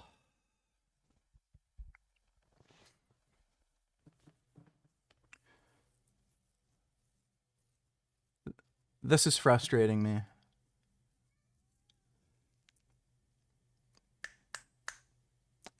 I'm just trying to think of the dialogue. What makes God good? Well, God is good by nature. Well, does that entail that he has certain preferences? Yes, that entails that he has certain preferences. So being good just means he creates his own set of preferences. Ta-da! Moral realism. That's basically it. And then they tried to, like, reject that, and then they said, no, God is good outside of him creating his own set of preferences. And then again, if that's the case, then what makes him good? And they couldn't answer, and then the new guy jumped in and then just started just being a complete fucking cocksucker, and then he refused to make a formalized argument. And then they just did the normal Christian jibber-jabber. He transcends all, he's all-knowing, all-wise, blah blah blah. Asked ChatGPT to formalize the argument that God is good. It relies on the initial premise that moral language is only meaningful if grounded in and revealed from an unchanging, unified nature. Revealing this premise shows how vulnerable the argument is. Yeah, so if God is good just because he doesn't change, then if it's in God's nature to want, like, children to be raped, then child rape is good. So, like, again, that's not what Christians really conceptualize good to be, right? So it's just silly. What they really want to say, like again, the point is, the only reason people think God is good is because to them, their own preferences align with God. At the end of the day, the only reason anybody thinks anything is good is because whatever they think is good aligns with their preferences. So God is no better than you, better than me. Like he's no more good than anyone else. It's all just preference based, and I got Jim Bob to admit that. And I think he didn't even realize it. Well, thanks for the donation, retard. Anyway, moving on. Reproductive systems into a baby, fallopian glands that from the ovary, or the procedure another just above your pubic bone. You will remain awake for its duration. If you are having a laparoscopic tubal ligation, your doctor will begin by making a tiny incision near your belly button and another just above your pubic bone. Your doctor will then inject carbon dioxide, a harmless gas, cavity, allowing your doctor to clearly see microscope projectile instruments or dissolving small incision just stitches. Tubal ligation. So what was the procedure that Rafaela got? Like, I know she went to the hospital and had something done. Somebody said they knew, but then they never told me. Alex O'Connor put out a new video. He sat there and let a dude tell him eating animals is acceptable if it's just one bad day, and the same doesn't go for humans because they're human. Yeah, that makes sense. He's kind of a lazy retard. Once again, Christians are nut jobs. Yeah, they are. Yeah, they really are. That was particularly annoying when he started talking about what is truth. I know that whole game had nothing to do with what we're talking about. So, I can say this. If God is real, I'm better than him, because if I were God, children wouldn't get raped, so... Apparently, according to Christians, I'm better than their God. I would let people have gay sex, though, so I don't know, maybe that counterbalances it in their mind. Okay, I'll feed you. Jesus Christ. Okay, Gummy needs food. I'll be right back. Fuck me, dude.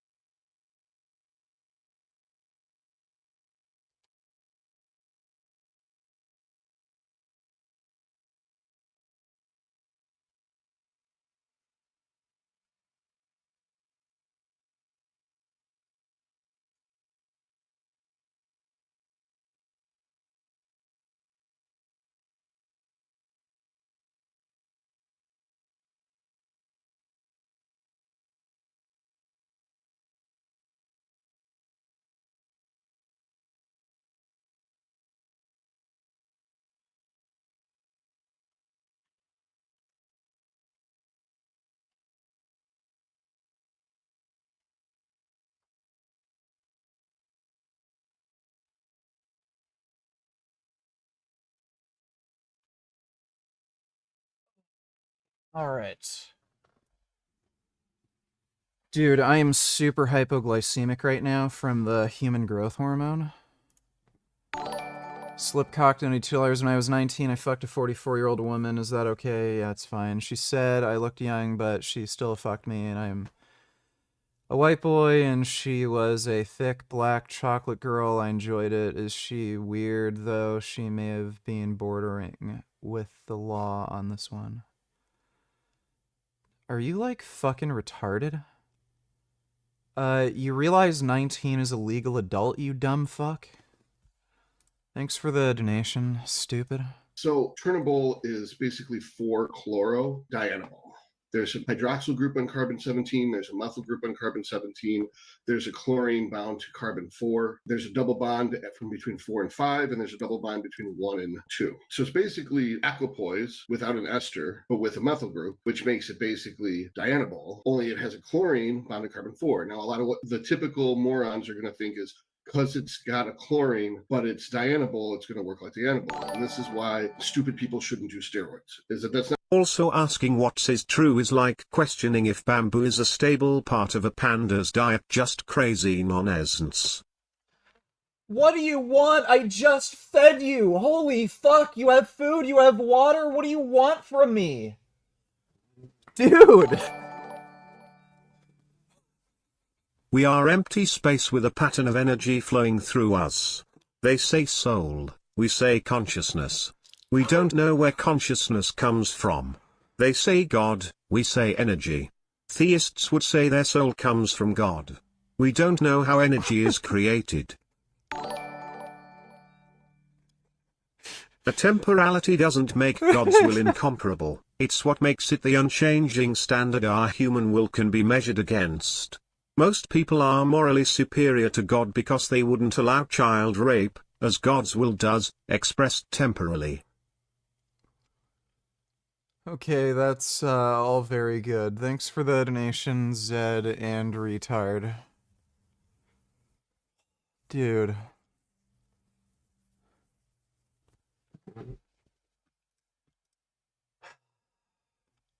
I feel overwhelmed. That's not how it works, though. That the chlorine basically prevents it from converting into estrogen. It prevents it from converting into DHT. It doesn't really work like on dianabol. It seems to be a very clean, pure anabolic steroid. It's liver toxic, but not as liver toxic as dianabol.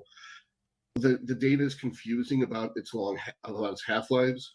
Injectable supposedly has like a 16-hour half-life. Orals typically have about an 8. D-ball typically has like a 4 because it shows up in doping tests. Because for some reason, MMA athletes, they're not the smartest on average when it comes to nutrition or steroids. And they all like this Turnabol bullshit. And it's not like it's a good performance enhancing drug. It seems to be just a purely anabolic drug. So it's the worst thing you'd want to take in a weight class division, because it drives you up the weight class to where you're fighting bigger people, but you're not any better at anything. So now, of course, people who will say, like, I'm an MMA fighter and I've used Turnabol. You think I look natural, do you? Well, regardless, I'd say I do look pretty good natural. I've only been on steroids for 11 days.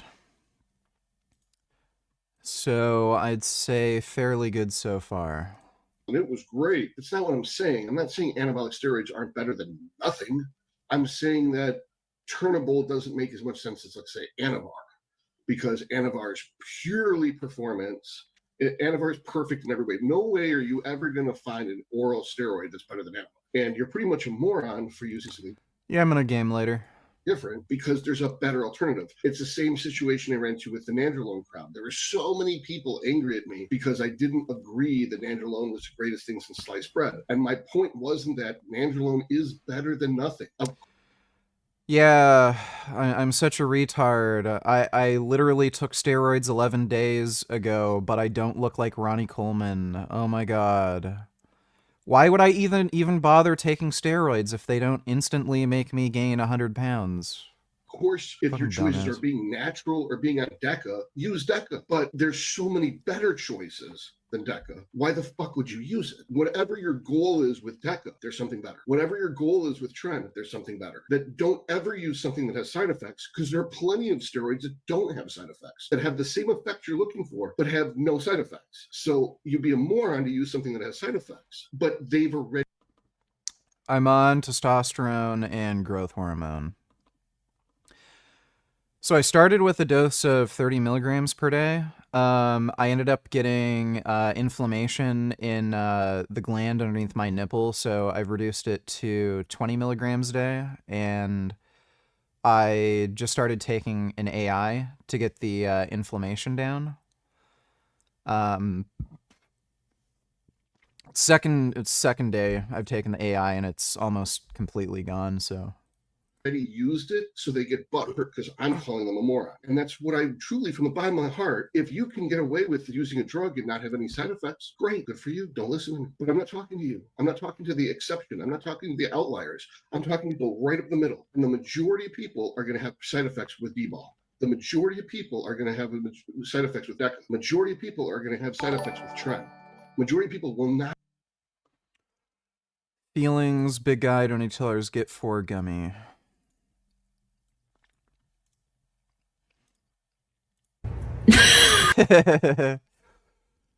That does look hilarious.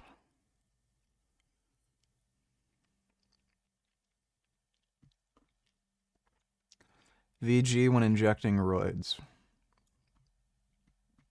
Still for me, okay? Oh yeah, ow, ow, Okay. what the heck, bro? It's okay, it's okay. Ready? Oh, Grab his hand. heck yeah! Heck yeah! All right. That kid's excited. He's gonna be a heroin addict one day. Don't touch it. Here, let me hold my hand. Just Don't touch it, do but- it! Just do it. Okay, here we go. Yeah, boy, that's what I'm talking about! Yeah. Dude. I don't like the definition AV uses for veganism.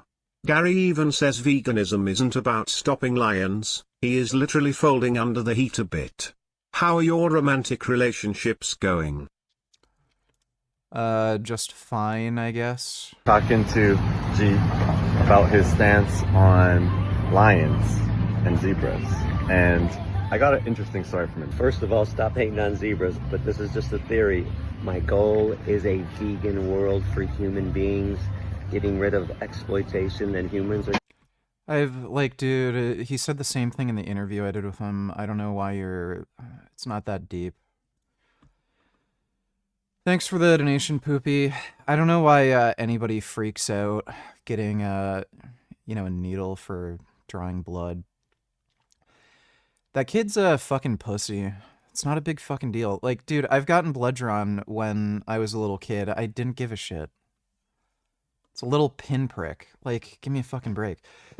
Dude, the amount of times, like, I've fallen, like, so hard on my bike and, like, just ripped skin open and shit. Like, I've cut myself really fucking bad doing shit. Like, by the time you're 5 years old and you have to get, like, blood drawn at a doctor, like, having a little needle pinprick is like nothing. I've already been hurt so much fucking worse. These kids are just fucking pussies. React. Let me see. Food just found a way to... Why the... I don't know why Instagram has to do that, where everything is just so loud and you can't change the volume. hack Ozempic, and they're doing it in secret. The story is actually crazy. Okay, so there's a food... Also, if God was real, why the fuck would he let horrific stuff like this happen to sweet little animals like this? Previously on Garden State Tortoise. Holy cow. They've had her since May of 77. Do you know what she was fed? Cat food and lettuce and whatever. Oh. She's in good shape. I'm gonna be honest with you. Oh. You know. What the heck is going on back here? Oh, poor turtle. Oh my god. Those people should be shot and killed or hung, drawn, and quartered. Yeah, seriously. Thanks for the donation, Dodo. food laboratory in Northern California called Matson that is, quote unquote, creating the future of food. It's run by this guy named Justin Shimmick, PhD. So you know he is a smart guy, and he has monetized his intelligence quite well. It says for nearly 50 years, Mattson has conceptualized, developed, branded, and scaled hundreds of product lines, and in the process created billions of dollars in revenue for clients. And right now, their clients, Big Food, is asking them to do experiments that will reformulate ingredients so that their food can bypass the effects of Ozempic, Wegovy, and other GLP-1 weight loss drugs. Because from a financial perspective, people on these weight loss drugs are buying less food. Walmart CEO John Fernand recently told Bloomberg News that the company is seeing signs that people taking GLP-1 agonist appetite suppressant medications are buying, quote, less units, slightly less calories, which equals less profit. New York Times has reported that sales are down in sweet baked goods and snacks, and the industry is weathering a downturn. That's a big problem for these food executives. So in response, the food companies are designing what they call GLP-1 optimized products. In layman's terms, they're trying to make the food more addictive, even more addictive than they already are, because we know that food is already pretty addictive.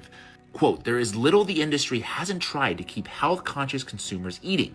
Companies can seal clouds of nostalgic aromas into packaging.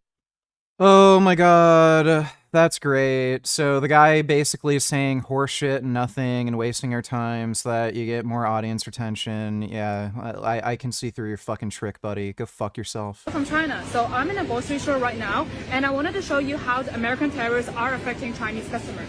So it's gonna get some. Yeah, great. Nobody cares. Restricted video. Can't watch that. Thanks for the donation, though. Feelings, big guy.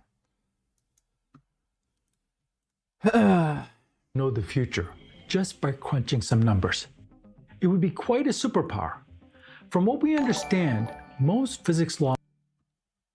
You sounded and looked optically horrible in that debate. I can assure you, you didn't convince a single person that didn't already agree with you to adopt any of your beliefs.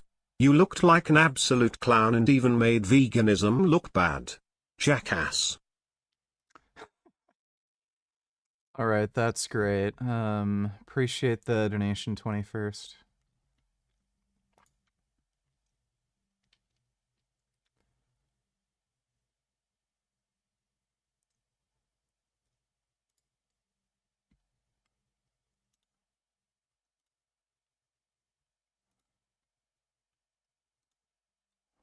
Laws are fundamentally reversible. This means that if you reverse the direction of time in the equations, they remain valid. And the physical laws they describe still hold. So people. Yeah, I've never had any issues with getting blood drawn or, you know, needles or anything. The only thing I don't like about injecting steroids is sometimes when I pin into my shoulder, my muscle starts twitching like crazy. I don't know if like I'm hitting a nerve or something, but sometimes the muscle just starts spasming and it just feels really weird. Like I did something wrong. Give me a second, gotta call a friend back.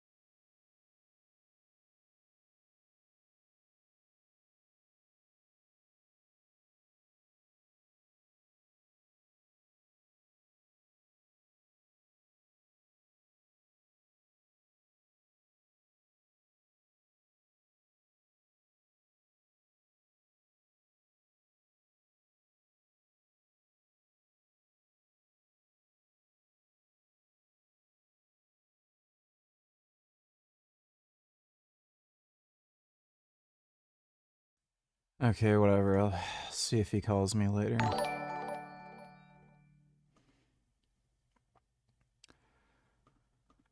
Dodo Donatillers, we already watched this Arvin Ash video yesterday, but did you forget because you were busy texting someone? Oh yeah, we did. I think you wanted me to watch When it comes something. Is there another video? Do you still watch hentai? Don't you think that shit is why a lot of people are attracted to young girls? Every time I see some CP-loving faggot, it's always the anime lover. Let them be hung. No, people watch porn based on their preferences. You don't just watch porn and then that alters your preferences. So, like, if somebody sent you a video of, like, fucking scat porn and, like, there's two girls shitting in each other's mouths, are you gonna, like, suddenly become a scat fetishist? Like, no, people watch that because they're interested in it. So if you're watching CP, you're watching it because you're interested in CP, not because you came across CP in some form or something adjacent, and then it flipped a bit in your brain, and then, oh, I'm attracted to children now. Thanks for the donation. What is this? I don't care. I ain't gotta see these people a day in my life. Yes, mom. I ain't hear no name. Oh, alright, bad. Oh, alright. Yeah.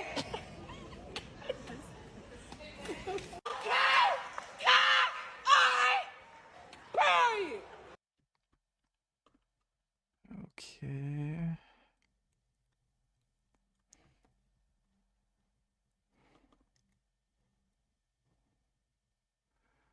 What animal could I survive against for 20 minutes?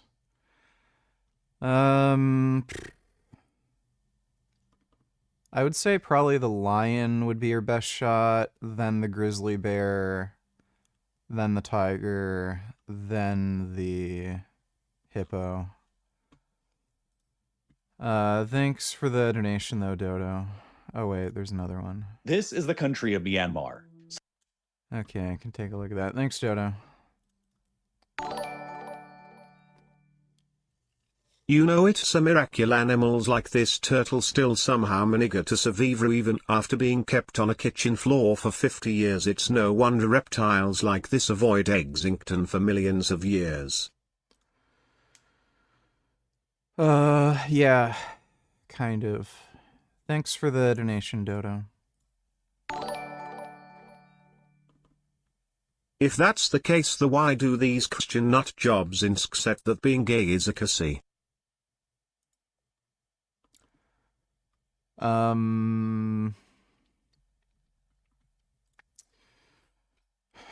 Probably because they're gay.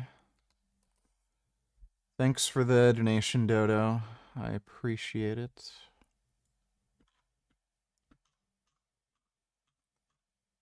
Dude, I'm getting so horny on test, it's like almost an actual problem.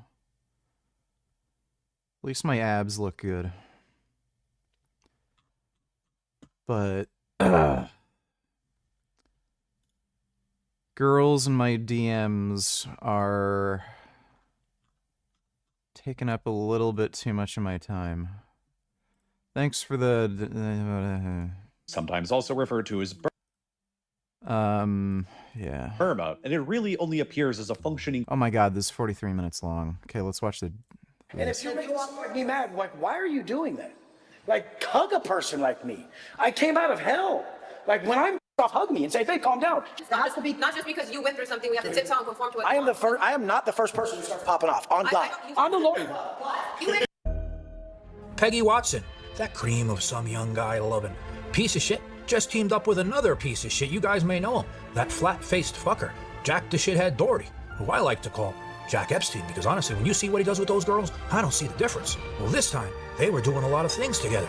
They went shopping, they were holding hands, they even were playing with the kitty toys together. They were going up and down, jumping all over each other. They were having a great old time. Wes even let this moron drive his Bugatti, a $5 million car. Why would he let him drive it, right? Well, you know, we all know how he's selling it. Maybe he just wants an insurance claim, because we know Jack Doherty's history with crashing cars. But then after, they went to Wes's house, and that's where the whole shit show started, because Wes and Angie started fighting like some shit I never seen. I'm in a different city, bitch. What's up now?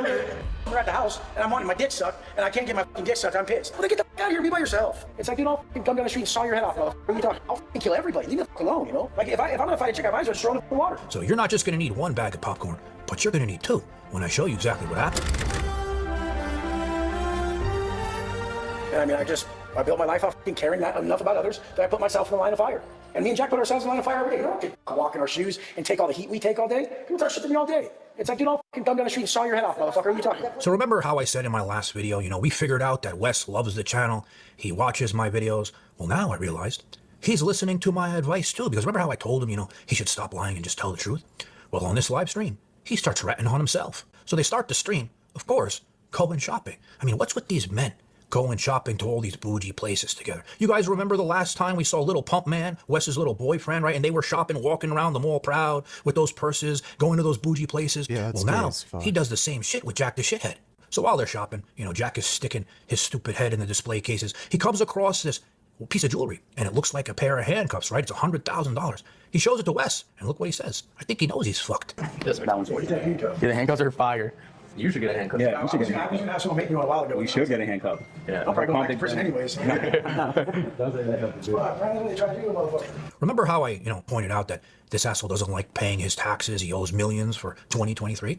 Well, watch right here in this footage, because he admits it, the asshole. I gotta pay taxes, you know? How do you do that? Fuck that. Right? Like, what the fuck am I doing? Like, I'm trying to think, like... I got 805 in this account, bro. That's a dating account. I mean... That's like my fun account. That's like what I pay my maids and my chick with. Shit. That's tough. I'm like 805. That's like my spending account. So no taxes? No. Turn the cameras off. Yeah, facts. We got. Let me get you guys. Don't worry. I've been to state prison, so white collar prison ain't much to me. Go up to state with the feds, chain out with Martha Stewart for a little bit, ain't none. Oh boy. Rather than pay all my fucking money, they're tripping how much money they want from me. Holy shit. Yeah. And then I use creative ways to get rid of it. They get mad at that. I'm like, no, I can totally buy that Phantom. It's a Section 179. It's a free vehicle. What are you talking about? We got the payment too. Yeah, Mom, fuck you talking about? Everything's advertising. Facts. What girls in your DMs, bro?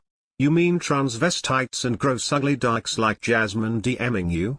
So no smoking hot high school aged Chinese vegan girls like a certain somebody can pull. You don't have the charm or charisma. You can't get cute girls. Show DM. No. Thanks for the donation, though, 21st. Well, watch advertising. True. What about the house? House advertising. Everything's advertising. Then, the most recent thing. Remember how we caught him, you know, trying to hide that he's selling the Bugatti? Well, I think he realized he's caught, right? He can't fuck around, and he finally admits it. And like Bugattis have dropped a lot. People saw me like trying to sell mine. I was just seeing what I could get for it. I sell all my cars. They're always like, "You're selling your car?" It's like, dude, we sell all our cars. You fucking idiot. Who keeps their cars? And I like to switch it out. I gotta sell mine, switch it out. Just lose money. Like, how much would you lose if you sold it right now? Something like $1 million or something. But I mean, I still get like $1 million back. Damn, losing $1 million on a car is crazy. Yeah, but I mean, it was like a legendary thing I got to do in my life. So by seeing that, I think you guys can see this asshole watches the channel and is starting to listen to the things I say, because listen, like I always said, all right, you're better off, no matter how bad a lie is, right? It could be the worst thing in the world, but you're better off telling the person the truth than getting caught in the lie. So that shows you this asshole is finally maybe taking a little bit of my advice. So this is where you guys, remember I said you're going to need some snacks, you know, goobers, milk duds, Skittles, popcorn. You're going to need something, because they took Jack back to the house, right? And then Wes and Angie, they put on a shit show like something I've never seen before. And the whole footage was like an hour and a half long, and I took it and I cut it down to 12 minutes. And you guys know I'm always gonna make a video to give people the best viewer experience. I'm not gonna open my mouth and cut up the footage and talk in between if I don't think it's needed. And this is one of those times. So before I play this footage, just by watching it, right? This is a person that needs help. A person that's crying for help. And a person that's completely opposite of the alpha man that he does. I think this is a different side of Wes, and I'm very curious to see what you guys have to say. Guys are like, do I still want to hit it or not? That's the only thing guys care about. I would say that's your it's like, do I still want to hit it? Do I want to see her win? Like, is she hot enough for me to want to be with? Do I want her to win? That's fine. And guys don't care if you understand who they are. They just don't give a fuck. I know, but Because you're a men man know who who they wants are. to be with the woman. You want to be intimate with I know, her. we want to show women how Little just things that you women wanna need to validate validate. themselves. You're saying I'm irreplaceable on this and that. No, I said we're all And irreplaceable. everyone- She only heard that I said I am. I said we're all irreplaceable. I said we all are, right? Right now. I said we all are. Passive aggressive right now. That's why I addressed that. I directed it towards him. But I said we're all everyone is individually irreplaceable. unique. So when you're curious and you ask the person that you're interested in, that will build a rapport and a good intimate moment, and where that builds safety. There's not And one then woman that I've ever met that could tell you what they really need their solution is. What is your solution for me? What would I do to be emotionally more available for you?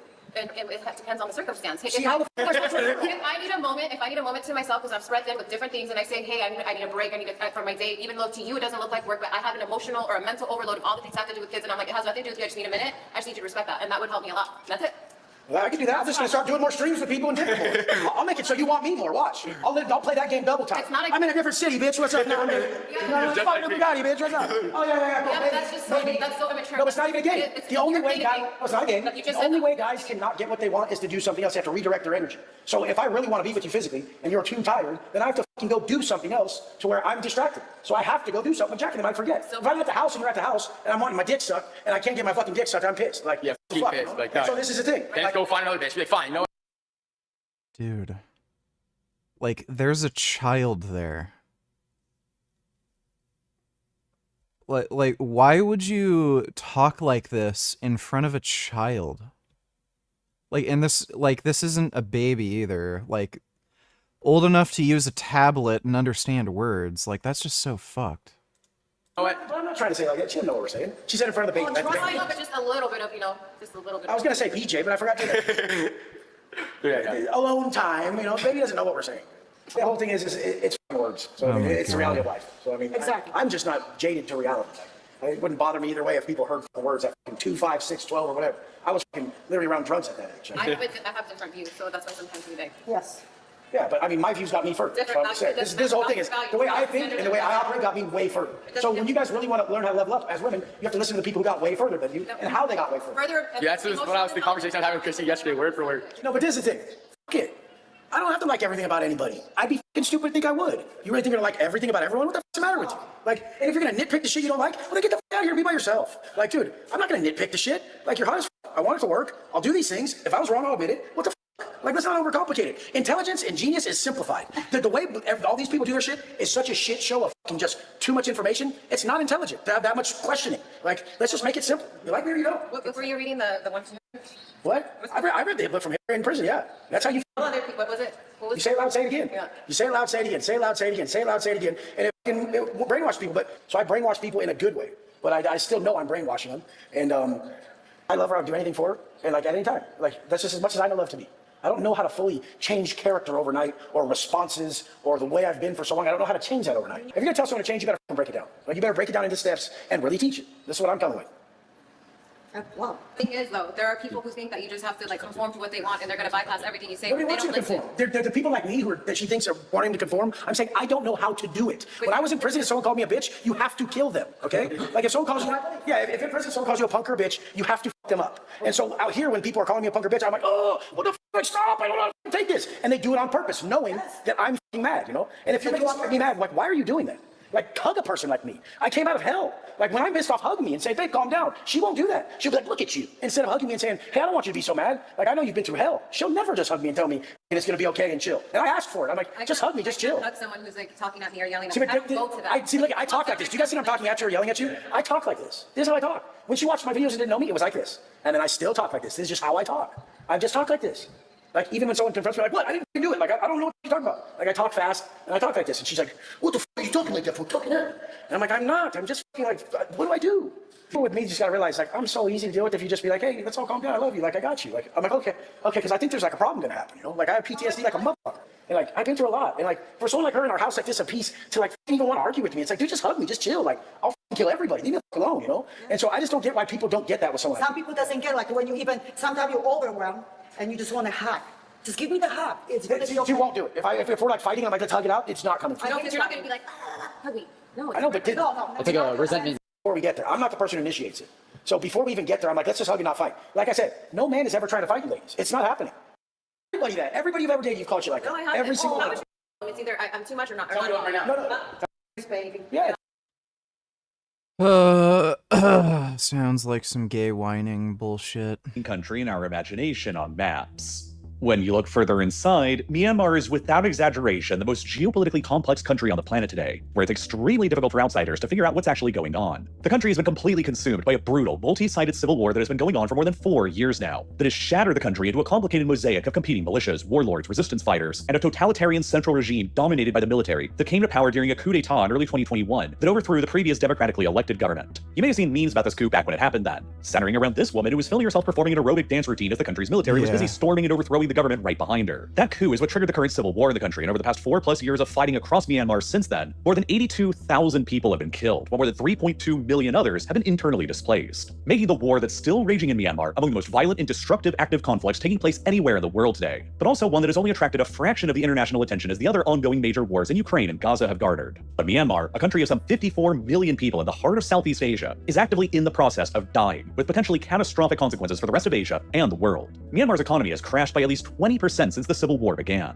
The central government now controls only about 1/5 of the country's territory and virtually none of its own international borders with its neighbors. In the mostly lawless periphery border regions beyond the government's control, massive drug dealing and the largest scam factories in the world taking up entire skyscrapers involving tens of thousands of people have been established. Governments from around the world have warned their citizens not to travel anywhere in Myanmar due to the persistent threat of getting caught up in the war there. And the country is now at a serious risk of balkanizing or fragmenting and becoming another Yugoslavia or another Afghanistan, but on an even larger scale. And it's already become what is essentially the only failed state in Eastern Asia located at the strategic crossroads between China, India, and the Bay of Bengal, with major consequences for everyone around them, especially China, who is becoming more and more forced to militarily intervene in the raging chaos that's going on immediately across from their southwestern border. To understand how Myanmar got to this point of potential state collapse today and to understand the severity of the potential consequences, it helps first to understand the series of events that led up to the coup and the civil war in 2021. Before 1989, the country was known as Burma, so that's the name I'll begin referring to it as for a bit from here. Burma, like many other places in the world, was steadily taken over by the British and ruled by them as a colonial possession for more than a century between 1824 and 1948. After Burma was eventually granted its independence by the British following the Second World War, it has consistently struggled with governing over its extremely diverse multi-ethnic society. Today, there are an astonishing 135 separate, distinct, recognized ethnic groups who are present in the country. The Bamar, whom the country's original name Burma derived from, have always made up the majority of the country's population, and today they represent around 68% of the total population, and dominate the center and most of the coast. The peripheries of the country, meanwhile, have always been populated by various ethnic minorities, with the largest being the Shan, Karen, Rakhine, Han Chinese, Mon, Indians, Kachin, and Chin. These minority groups in the country have always preferred to identify themselves as ethnic nationalities rather than ethnic minorities, because they've always, ever since the country's independence, been insecure and fearful about the political domination of the Bamar majority. To add an even further layer to the complexity, the overwhelming majority of Burma's society practices Buddhism, including most of the Bamar ethnic majority, but several of the minority ethnic groups predominantly practice either Christianity or Islam instead, like the Chin, Kachin, and Karen, who are predominantly Christians, and the Rohingya, who are predominantly Muslims. In the lead up to Burma's post-war independence, the country's chief independence leader named Aung San promised that some of these ethnic minority groups would be granted their full autonomy within their own territories within Burma, with a further option to secede from Burma after 10 years had passed. However, Aung San was assassinated merely months before the country's independence was granted, and so his promises of autonomy to the ethnic minorities were never honored by the post-independence government, which almost immediately sparked major rebellions by many of the ethnic minorities who began forming their own armed militias to resist the central government's authority, and they became known as ethnic armed organizations, or EAOs for short, with goals ranging from increased autonomy within Burma to a federalized system within Burma, or even to full-blown independence. Many of these EAOs have been continually engaged in a state of conflict with the central government for more than 77 years ever since then, making the conflict in Myanmar the longest continually running. What do you think the chances are of finding a woman that makes your life easier / better, not harder, worse in today's age? Pretty goddamn low, dude. Your chances aren't great. War that is still ongoing in the world today. In 1962, the Burmese military, known as the Tatmadaw, launched a coup d'etat that overthrew the parliamentary government and installed a totalitarian dictatorship under a military junta in its place that would last largely in power. A few years later, Myanmar hosted another general election in 2015 that Suu Kyi's party, the NLD, finally participated in. Cuckaroo, $22. How would you feel if your friend fucked your mom? I wouldn't care, especially a best friend. Wouldn't care. Is that okay with you? Wouldn't care. Oh yeah, hey pal, I heard you. Pounding away at my mom last night. Want to play games. Sounds kind of cucked. May as well be having one-sided poly relationships.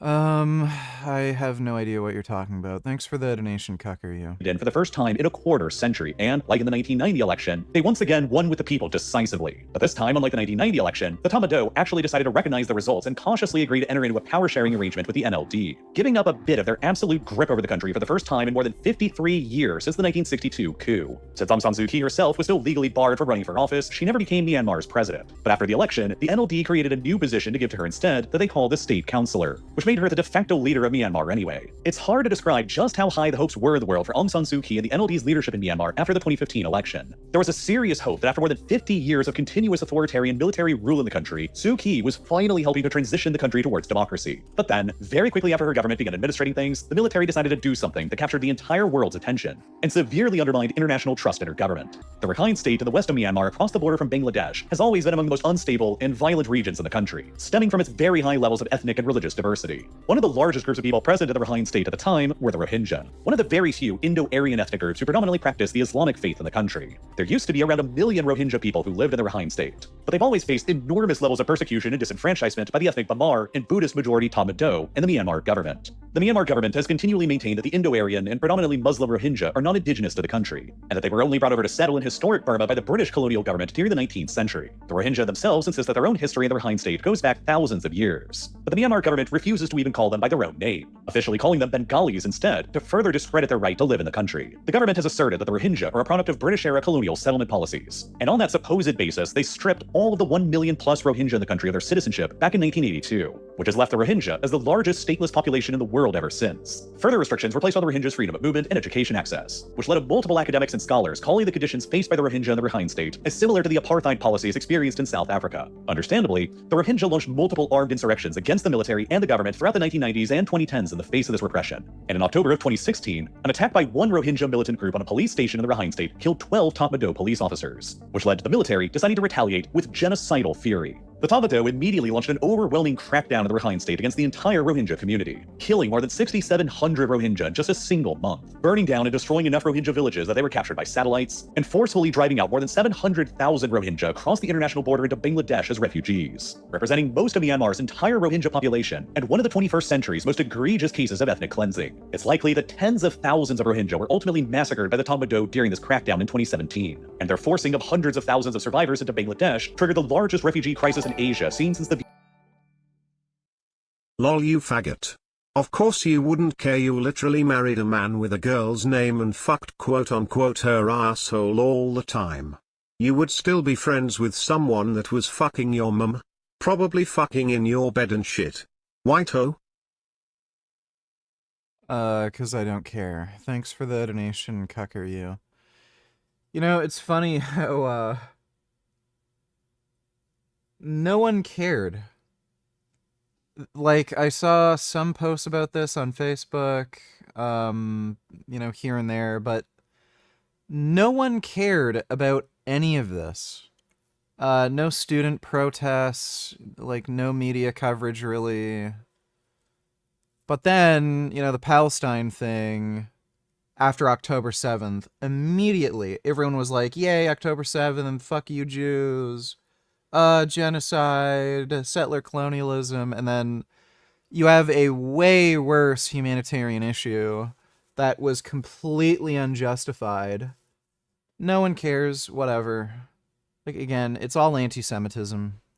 Vietnam War, where around 1 million stateless Rohingya refugees with no citizenship anywhere continue living in political limbo to this day in the largest refugee camps in the world. A couple of years later in 2019, the Gambia, on behalf of all 57 members of the Organization of Islamic Cooperation, introduced a legal case to the International Court of Justice accusing Myanmar of committing genocide against the Rohingya, which is still ongoing and has since been joined by many Western countries like the UK, Ireland, the Netherlands, Germany, France, Denmark, and Canada. As Myanmar's state councillor, Aung San Suu Kyi traveled to The Hague in December of 2019 to defend her country against the genocide charges, arguing to the dismay of many of her international supporters that while some war crimes had been committed by the military in the Rakhine state, no genocide of the Rohingya had actually taken place there. With her support from the West substantially eroded after making these arguments in International Criminal Court, Myanmar hosted another general election in November of 2020 that her NLD party once again won decisively for the second time in a row, leading the Tatmadaw military to begin growing concern that the NLD's continued electoral success was posing a long-term threat to its own continued rule. So just like they did after the 1990 elections didn't go their way, the Tatmadaw just contested the 2020 elections as supposedly fraudulent. And then in February of 2021, they launched a full-blown coup against the civilian government that we began this video with,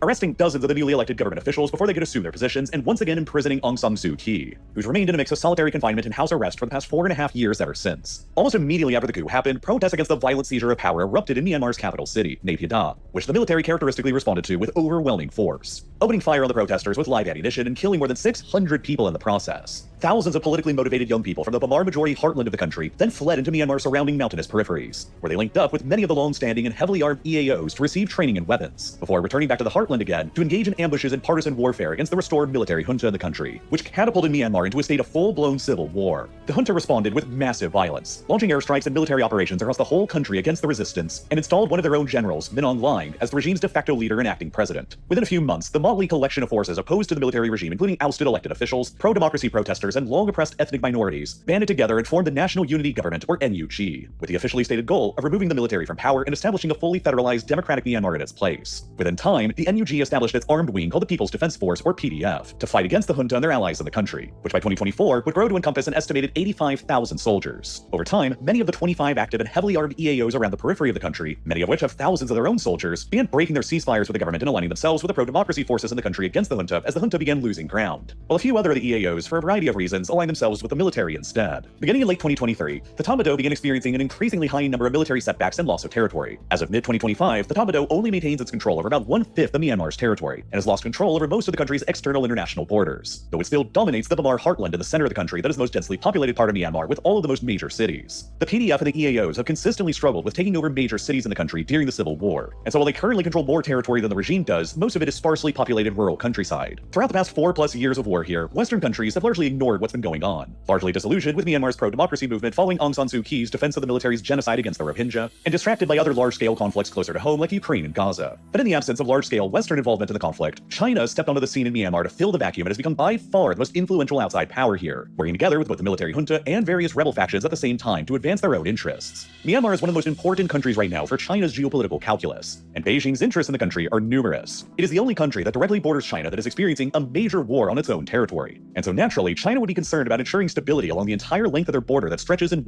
Yeah, I like Jack and Dexter. I never played the first game, but the second and third were good. winds for nearly 2,100 kilometers. China is also highly concerned about suppressing any potential Western influence in Myanmar, represented the most by the NUG and the pro-democracy resistance in the country. There isn't a single country who directly borders well, there you go. That explains why you don't see a ton of fucking propaganda about this on TikTok.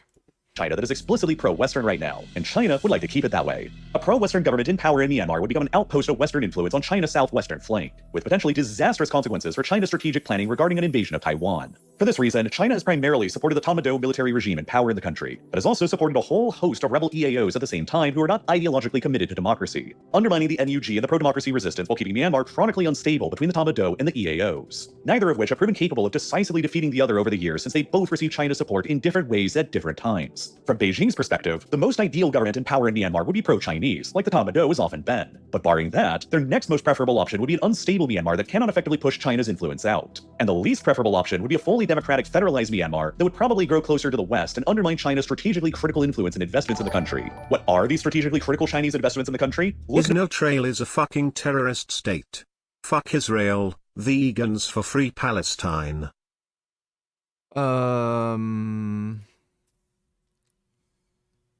No. Destroy Palestine and free Israel. Thanks for the donation, Radical Vegan. How would you feel if you were still with Jasmine and she was fucking your dad on the side and your friends? Just being passed around having her asshole turned inside out by your fam. Think it's cool to be mixing your cum leftovers with them? WWYD. I don't think I'd like that. Thanks for the donation, Cucker, yo. no further than the oil and gas pipeline that they helped construct across Myanmar between 2009 and 2014 at a cost of billions of dollars. These two pipelines are known as the Sino-Myanmar pipelines, and they were built as a part of China's greater worldwide Belt and Road Initiative infrastructure program. Myanmar's territory is critical to China for these pipelines because they provide China with a gateway into the Indian Ocean, and most importantly, they provide China with an alternative energy import route to the Strait of Malacca. Roughly 95% of China's energy imports currently travel into the country by sea, largely on the backs of tankers coming from the oil and gas-rich Persian Gulf as well as Russia. 80% of China's energy imports are currently forced by geography to funnel themselves through the narrow Strait of Malacca on their way to Chinese ports, a critical choke point that could become blockaded by the US Navy in the event of a war breaking out over Taiwan. Such an action would immediately eliminate the majority of China's energy imports required to sustain itself. So for decades, China has been busy building out alternative energy import routes to get around the Malacca Strait problem. And the Sino-Myanmar pipelines are some of these most important alternatives. They begin at the deepwater port of Kiokpyu on the island of Ram Ri on Myanmar's coast, and then travel for nearly 2,500 kilometers across the whole country through mountainous and jungle-covered terrain before crossing over the border into China, where they continue extending towards the major city of Kunming, the capital and the largest city of China's southern. Dodo, $22 CCP. Let me see. Tried to smash into our Philippine Coast Guard ship. They missed it. Instead, China Coast Guard struck their own PLA Navy ship, crippling their own asset inside Philippine EEZ. Now your Coast Guard vessels busted inside our EEZ, and yes, we still offered help. You're welcome. Nothing beats a Jet2 holiday. And right now, that's £200 off for a family. Oh my god, China's so stupid. We've got millions of free child place holidays. Oh, that's so stupid. China's so dumb, dude. Yeah, that's not a good sign if they want to invade Taiwan.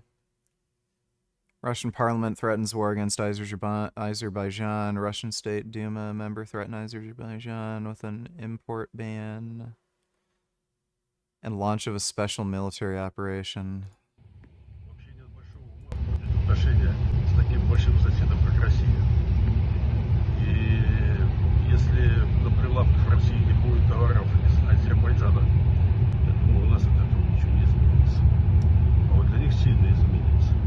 Yeah, get fucked, Russia. Nobody wants anything to do with you, so you're gonna get pounded.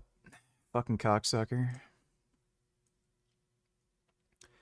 It'll be great once this war is over and all these people can get locked up for the rest of their lives.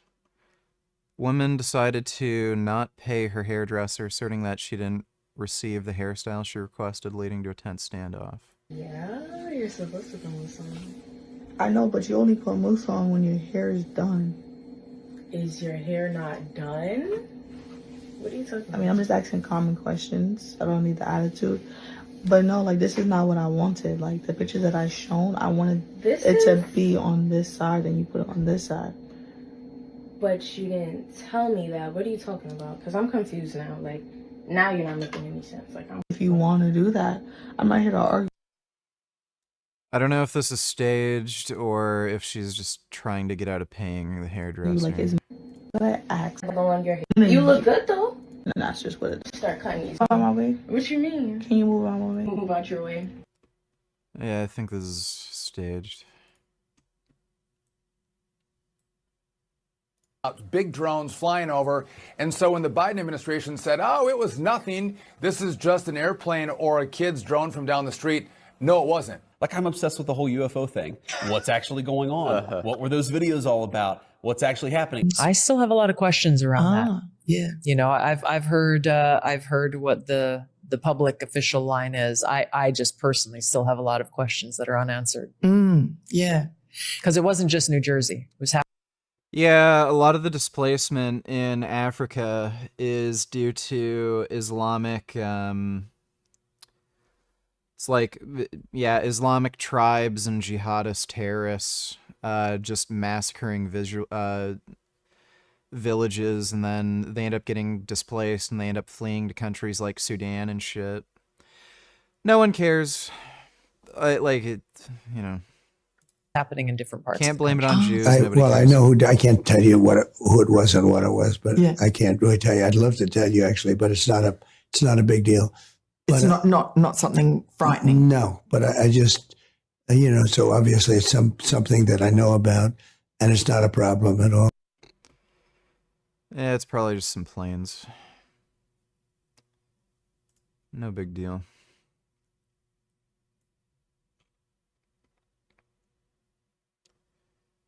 Hornet eating a praying mantis, that's eating a hornet. You know, I'm glad I'm not an insect. The insect life looks difficult. That's gross.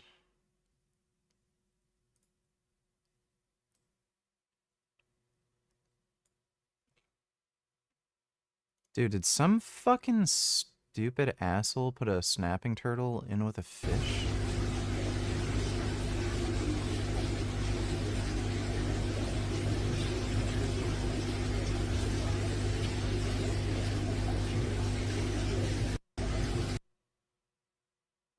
Whoever put these in the same tank together are fucking cunts. I hope they get their fingers bitten off by that snapping turtle. Thanks for the donation, Dodo. Ilum must die. I agree, it must. Thanks for the donation, Dodo. Southern Yunnan province. Financially, these twin oil and gas pipelines cut off about 3,000 kilometers and 5 to 6 days worth of travel time for energy resources to reach China's coasts, saving considerable money on transportation costs. But more importantly, they also enable China to import at least some amount of oil and gas without having to rely on shipping through the vulnerable Strait of Malacca.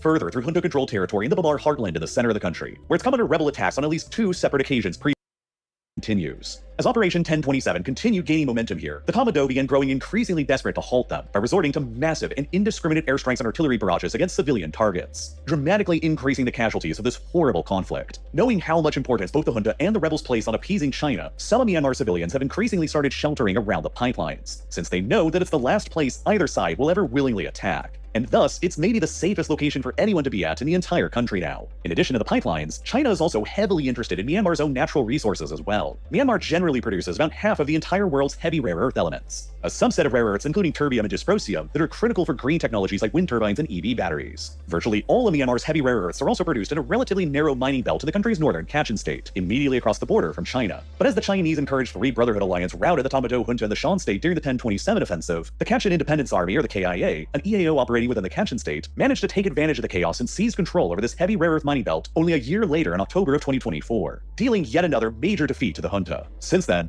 the production of half of the world's heavy rare earths have been controlled by a rebel army, one of the oldest in the country going back decades that has sought to achieve autonomy for the predominantly Christian Kachin people from the Buddhist Bamar majority. China dominates the processing of heavy rare earth elements, but they're also very reliant on importing the raw materials from this mining belt across the border in Myanmar that the KIA now controls, which has given the KIA more leverage over China than almost any other rebel group in Myanmar. In December of 2024, the KIA advance continued and they began laying siege to the major city of Bamo, which has remained under siege by them up until this video's production in mid-2025. Bamo is a major logistics hub for the junta and home to around 166,000 people, meaning that if it falls to the KIA, it will be by far the biggest city to fall to the rebels in Myanmar to date. Evidently fearful of another major city falling out of the junta's control to a rebel faction, China allegedly issued an ultimatum to the KIA in early 2025 to lift their siege of Bamo, or China would cease buying rare earths from the now KIA-controlled mines, which generated about $1.4 billion worth of trade in 2023 when the junta still controlled them. But the KIA, knowing full well how much China depends on these heavy rare earth mines for their own processing, has essentially tried calling their bluff and has so far refused to cooperate with their demands, continuing to besiege Bamo anyway in defiance with the belief that China will eventually cave in and resume trading with them again sooner or later. If Bamo falls, the KIA would be one step closer to achieving full control of the entire Kachin state. And if that happens, they believe that China would be left with no other choice but to sideline its support for the junta and negotiate with them directly instead, achieving both of their goals for autonomy and continuing to trade with China in the long run anyway. This development in the Kachin state highlights the limits of China's control of events in Myanmar. While Beijing was able to use the Free Brotherhood Alliance to clear out the huge scam factories on their border and then pressured them into not going too far by making them surrender their control over Lashio, they have not been able to compel the KIA into abandoning their siege of Bamo. And so, ever since late 2023, the rebels have been growing increasingly powerful across the country's peripheries. The Kachin, Shan, Kaya, Kayan, Shin, and Rakhine states on the peripheries mostly populated by ethnic minorities are currently mostly controlled by rebel EAO factions, while the Bamar majority interior is in a state where much of the countryside is controlled by the pro-democracy NUG rebels, with all of the major cities and urban areas still controlled by the Tatmadaw junta. Battered and demoralized, the junta has grown increasingly desperate and vicious to remain in power. At the onset of the coup in early 2021, the Lamal freeze and trail from what? You fucking Ziotards are the ones oppressing and genociding Palestine, Iran, Lebanon, Yemen, Syria, Congo, Sudan, etc. Free the world from Isna trail, and you dumb-Zios spreading white supremacy and Islamophobic propaganda. Fuck all Zios.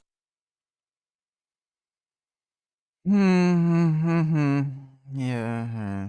Tatmadaw had an estimated 300,000 soldiers within their ranks, which has since dwindled down to only around 130,000 still remaining today in mid-2025, as a result of high casualties and rampant desertion. In a major sign of the Tatmadaw's growing desperation, they began implementing forced conscription of men under their control in 2024 to address their growing manpower issues. And they've since forcibly conscripted around 30,000 men in the country, which has resulted in a huge exodus of young people fleeing from the country's major cities in order to dodge the possibility of becoming drafted, further worsening the country's crippling economic issues amidst the war. Then, to make matters in Myanmar somehow even worse than they already were, the country was also rocked by a devastating earthquake on the 28th of March 2025, with an epicenter located only 20 kilometers away from the city of Mandalay, almost immediately returning the country right back to full-scale fighting atop of the ruins left behind by the earthquake only days beforehand. By this point, Myanmar has become a failed state in a maw of chaos, instability, and war in the heart of Southeast Asia. Most of the country under rebel control will be anyone's best guess. There are several different paths forward that Myanmar could potentially take. Continued unstable civil war and chaos like Syria or Libya have faced for much longer with an undemocratic military regime that refuses to ever concede power. A victorious NUG democratic movement that finally transforms the country into a federalized system with almost completely autonomous statelets around the peripheries. Or further fragmentation and balkanization that leads to a total state collapse along ethnic and religious lines, like what happened in Yugoslavia during the 1990s, leaving behind a collection of small ethnic statelets around the peripheries and engagement. I know that over the past I'm glad I didn't grow up in any of these shithole countries. I wanted to play this because it shows you just how, like, blatantly scumbaggish these fucking news stations, like, the mainstream media is. So, here's some more, oh, Palestinian children are starving. Oh, look how desperate they are. They're screaming for help. Look at this girl here. Sunday, Israeli Prime Minister... Oh.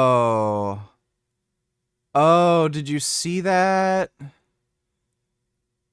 It's an act. They're all told to scream and shout for help for, you know, by the for the camera. Make sure you look desperate and cry. Look at this girl's face. Yeah. Yeah, look desperate for the camera. And then, fuck. Why doesn't the stupid thing work? Oh.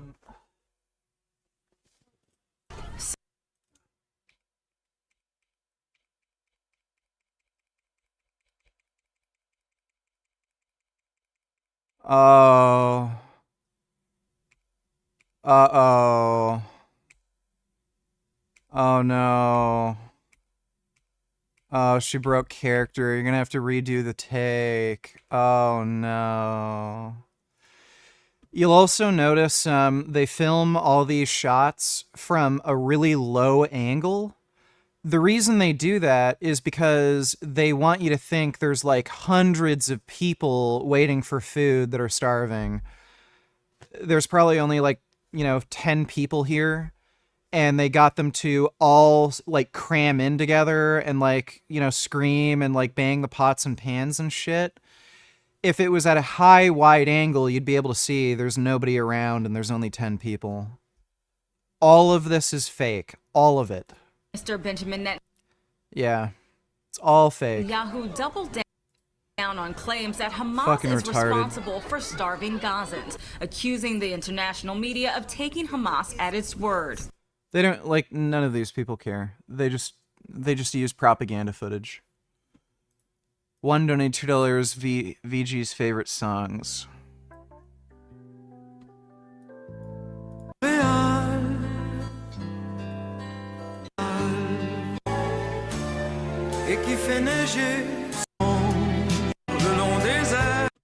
I don't think that's one of my favorite songs.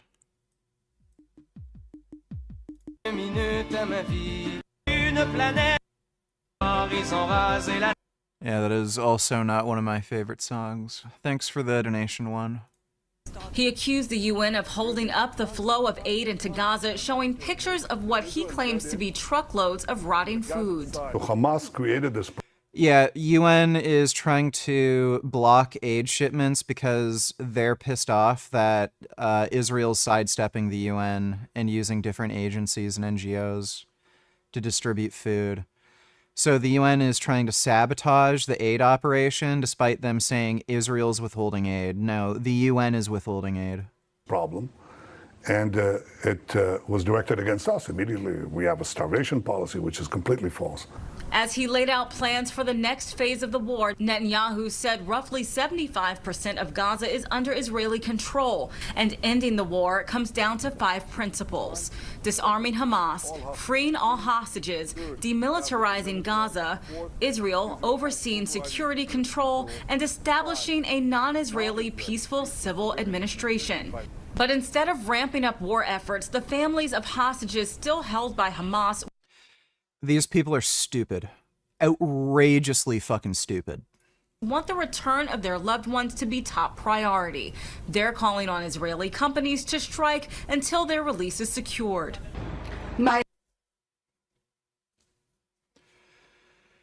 Hamas has no interest in releasing the hostages, and the only way you can get them to do it is through direct military intervention, like actually rescuing them, finding out where they are, like Israel's done here and there, or applying extreme amounts of pressure militarily, where you can end up forcing them into like a ceasefire agreement for a hostage exchange. That's how they've gotten back most of the hostages, and then here are these fucking idiots saying, no, don't use the strategy that works. Just, like, stop the war and then let the hostages get killed because Hamas doesn't fucking care. They're never gonna give you the hostages back. Like, they're so stupid.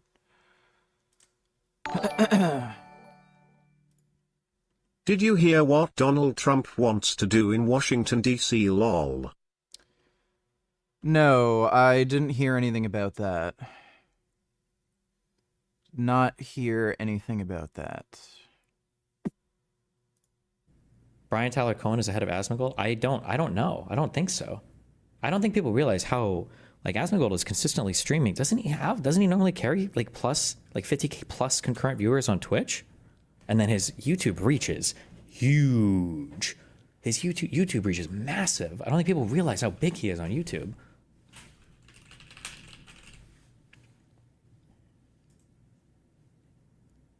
Oh, and another 100 million a month on clips.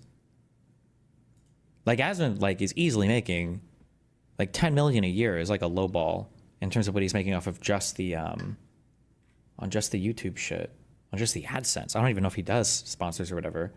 But he just, not even like just looking at money, but like this guy, his reach is just insane. Or in the viewer hours and everything, like. Incredibly smart, but he is brain broken as fuck. Hassan is retarded. And he's brain broken. Yeah, no, genuinely. You could take a guy who looks like Neon and have him parrot every point that Hassan says, and he'll be the laughing stock of the fucking nation. And that's just the truth. Let's keep going here. I'm pulling the record. Azan is brain dead. Yeah. He says the most wildest shit, yep, but never applies to him. It's diabolical, brother. True. I think that since he's back against the wall these days, he actually knows for that he's doing it. He's like, dude, the right does this, so I'm gonna do it, start doing it too. Acting like we don't see what's going on behind the scenes, acting like we don't see the mindset. It's obvious he's swapped, and he's going to like last ditch effort tactics because he's back against the wall. Yep. It's not crazy. It's the most obvious thing we've seen ever. It is. It's incredibly obvious, and it's embarrassing how more people haven't picked up on this yet. The thing with Hassan is he's not compelling, he's not entertaining, he's not charismatic. He's pretty good looking and good for him. I mean, I'll be real. I'm far. I mean, I think Hassan can be entertaining. It can be. Yeah, he's not in Discord.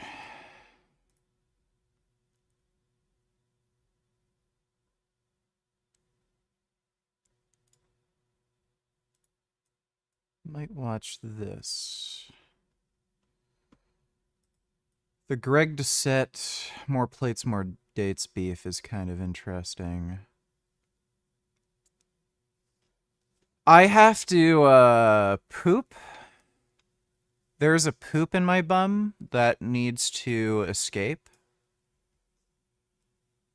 I've been feeling this poop for a while, now it really wants to come out. I think I might also make a smoothie because I'm feeling extremely hypoglycemic. So I might be 5-10 minutes between pooping and designing, fabricating, and producing a blueberry smoothie.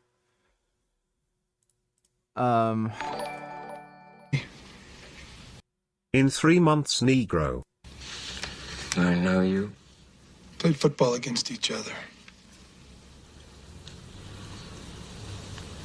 Right.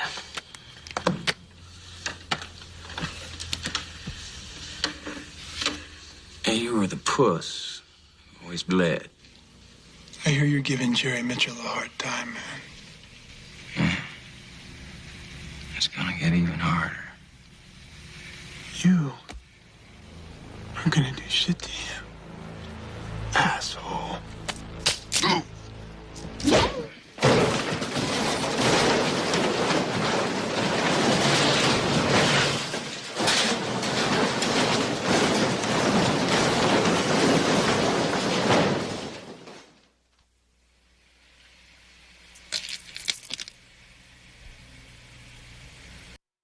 I gotta watch that movie. That looks funny. 3 o'clock high. Alright, I'm gonna go take a poop and make a smoothie. I'll be back in 5-10 minutes, perhaps sooner, depending on how quickly I can poop and design, fabricate, and produce the smoothie. But I will return. You all just stay there. Don't leave, don't move. You know, maybe put on some hentai in the meantime, but I'll be right back, okay? I'll be right back.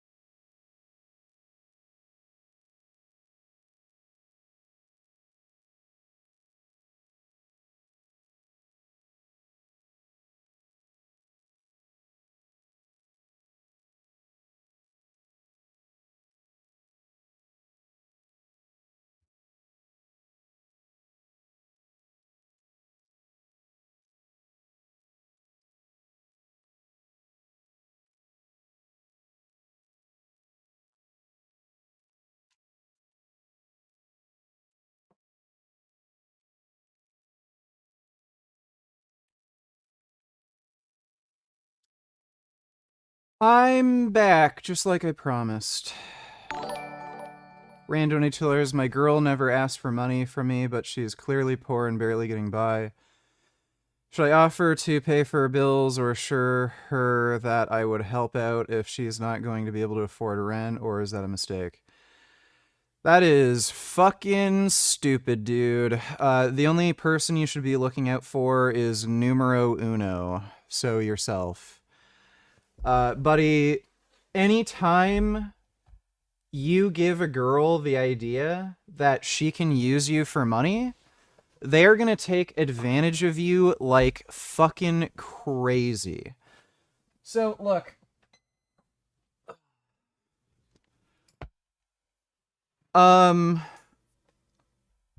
Ask yourself this. Like, what exactly are you getting from the relationship that only she could offer? Men have very simple, interests when it comes to a relationship. Primary one being sex. Second, like, maybe just delegating some minor tasks like cleaning the dishes sometimes, making you food sometimes or something. And some, like, very basic companionship. So, like, you'll watch movies together or some shit. You can get that from any girl.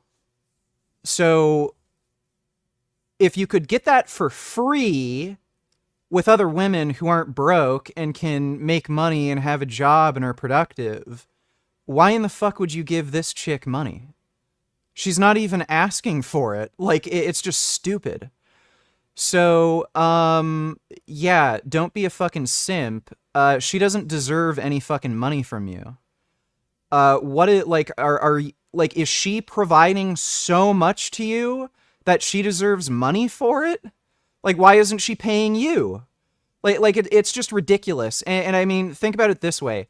How many fucking women are gonna date a fucking dude who's broke and has trouble paying bills and will, like, make these sorts of financial sacrifices for the dude? Not many fucking women are gonna do that. Like, maybe if they're really fucking cock hungry and their boyfriend has a big dick or something, they're gonna be willing to put up with that, because how many fucking 8-inch or 9-inch penises are there that they can find? But, it's just stupid to do that. In all likelihood, she would never fucking do that for you. And chances are the reason she's even interested in dating you is because you make more money than her, and that's attractive to her. So, if you were the one who was broke, she probably wouldn't have even fucking gone out with you in the first place. Like, it's retarded. So, no. Look out for numero uno. You can get the same things you're getting from plenty of other fucking women, and you could get it for free. Don't ever give women money. And, like, if they're just gonna drag you down because they're fucking poor and you need to pay for their rent or their bills or some shit, well, they can learn to not be fucking broke. It's that simple. So use your money for your own fucking benefit. Invest in yourself, buy things that you actually enjoy that make your life better.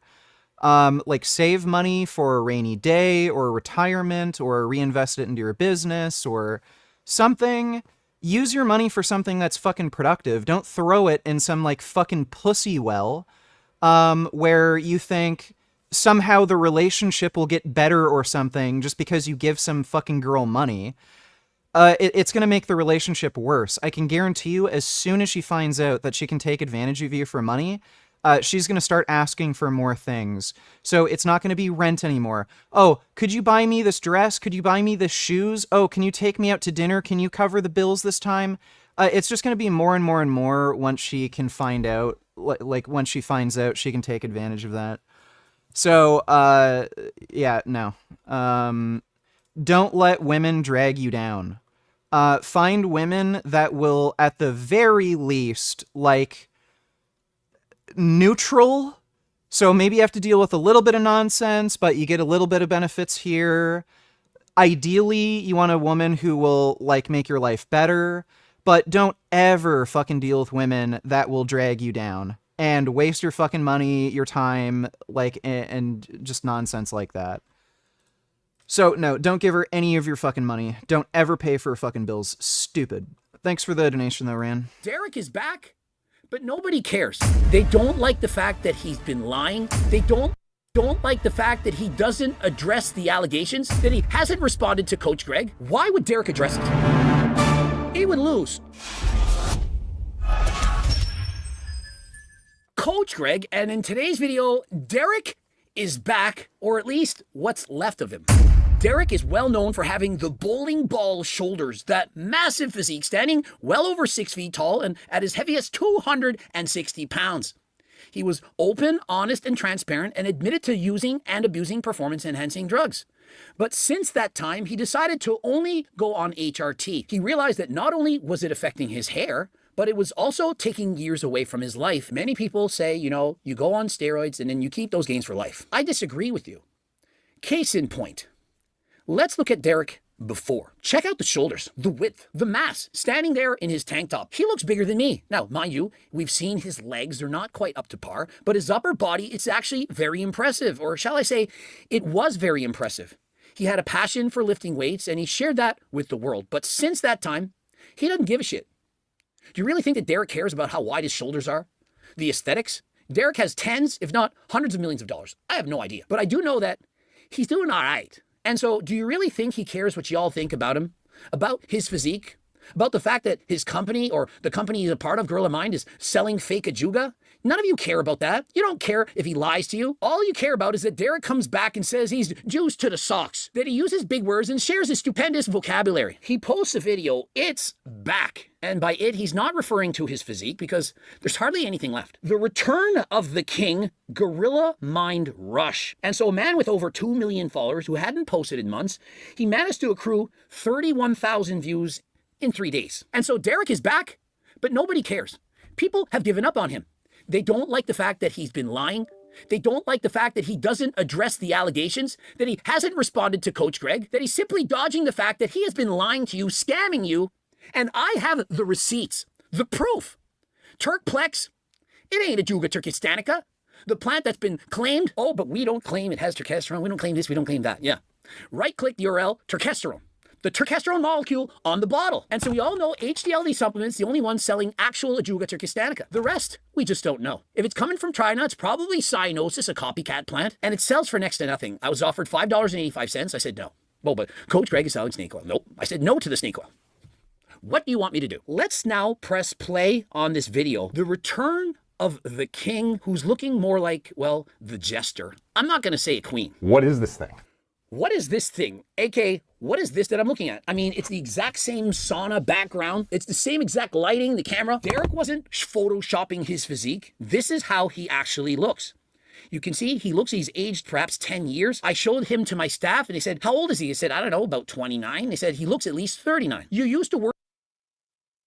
I don't think anybody knows exactly how old Derek is. I looked it up. I think he's between the age of 30 and 35.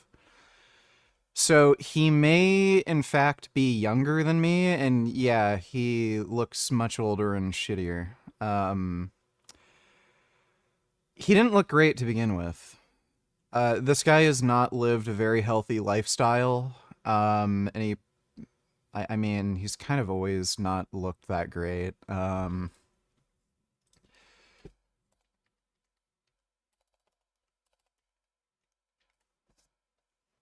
Let's see his, like, oldest videos.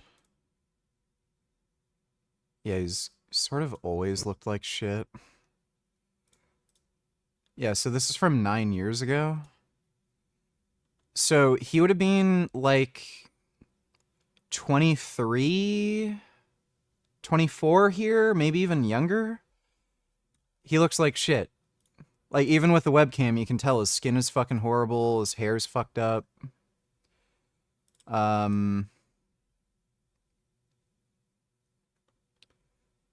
Here's some better ones. Oh, wait. No, this is a shitty cell phone video. Oh, yeah, no. Like, he's always had a lot of wrinkles. I don't know. I think he might just be one of these people who ages like an avocado. Even that might be a little too generous. Like, maybe more like milk. So he probably just has, like, you know, a face that ages more than a normal person. He's also abused steroids for quite a while, and he's, like, taken really harsh drugs like Dianabol and shit. He had no idea what the fuck he was doing with a lot of these drugs when he was first using them. So that probably aged him. I know he doesn't live the healthiest lifestyle. He's been, like, pretty obese for prolonged periods of time. He drinks. I think he might have smoked. I'm not sure. But yeah, like, yeah, no shit. So this is 8 years ago. So again, he would have been like 24, 25-ish, maybe. Maybe a little older, 26. He looks older here than I do now. So, yeah, I mean, he's always kind of looked shit for his age. So that's what happens when you abuse drugs, you don't have a great diet, you drink, you know, that's just what happens. And maybe he doesn't have the best genes either, who knows. How retarded are people? What is the fucking point of testosterone? No studies proves its efficacy with roids. There is actual evidence and anecdotes. Roids are cheaper. Testosterone is safe in moderate doses and cheaper. What's the point of Turk? Tell me, Rich. Nothing. So here's the thing. Everyone wants to be on steroids. Everyone. That's why they're so glamorized in the media, you know? That's why everyone refers to something that's awesome, like being on steroids. That's why, again, all these superheroes are on steroids, like Captain America, like literally he is a superhero because of steroids. All the big famous actors, or nearly all of them, like The Rock, Chris Hemsworth, like they're all on steroids. All the athletes are on steroids. Everyone wants to be on steroids. They just don't, like, they're just afraid of needles, or they're afraid of the side effects, or they're afraid of the stigma that comes with being on them. So that's why Greg sells turkesterone, because it's the promise that never gets delivered. It's like steroids, but it's not steroids. And of course, it's not like steroids. It doesn't do shit. Look, David Lade increased his bench press by 80 pounds in a single month just from taking Rad 140, which isn't even a steroid, it's a fucking SARM. Who knows if he was on any steroids at the time, but we know he was taking SARMs. Show me one motherfucker who increased their bench by that much in 1 month taking fucking turkesterone.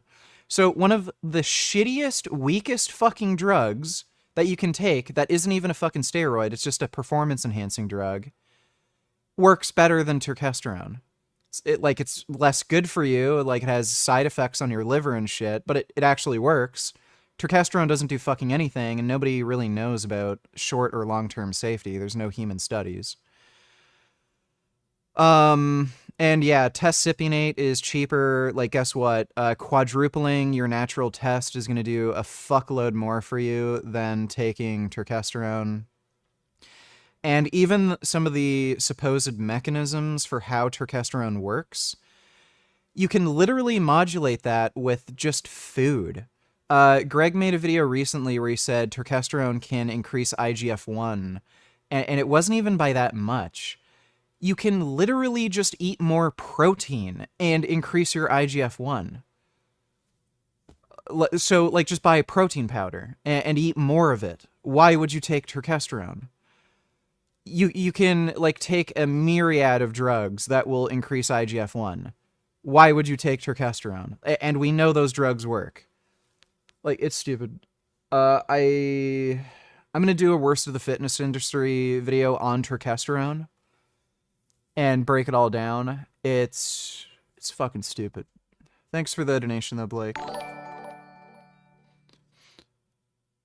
Just random vids donate $2. Let me see.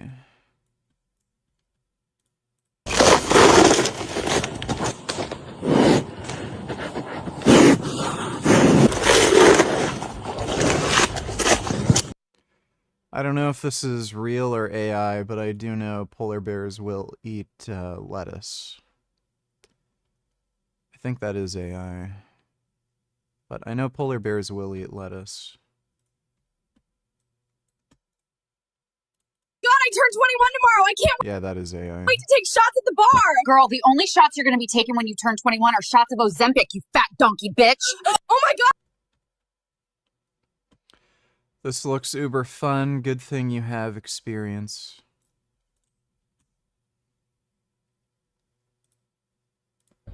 One.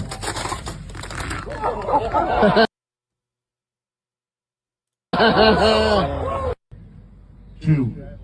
One. Yeah, it's kind of neat. Yeah, they have glow-in-the-dark arrows now. That's cool. Or are those LEDs?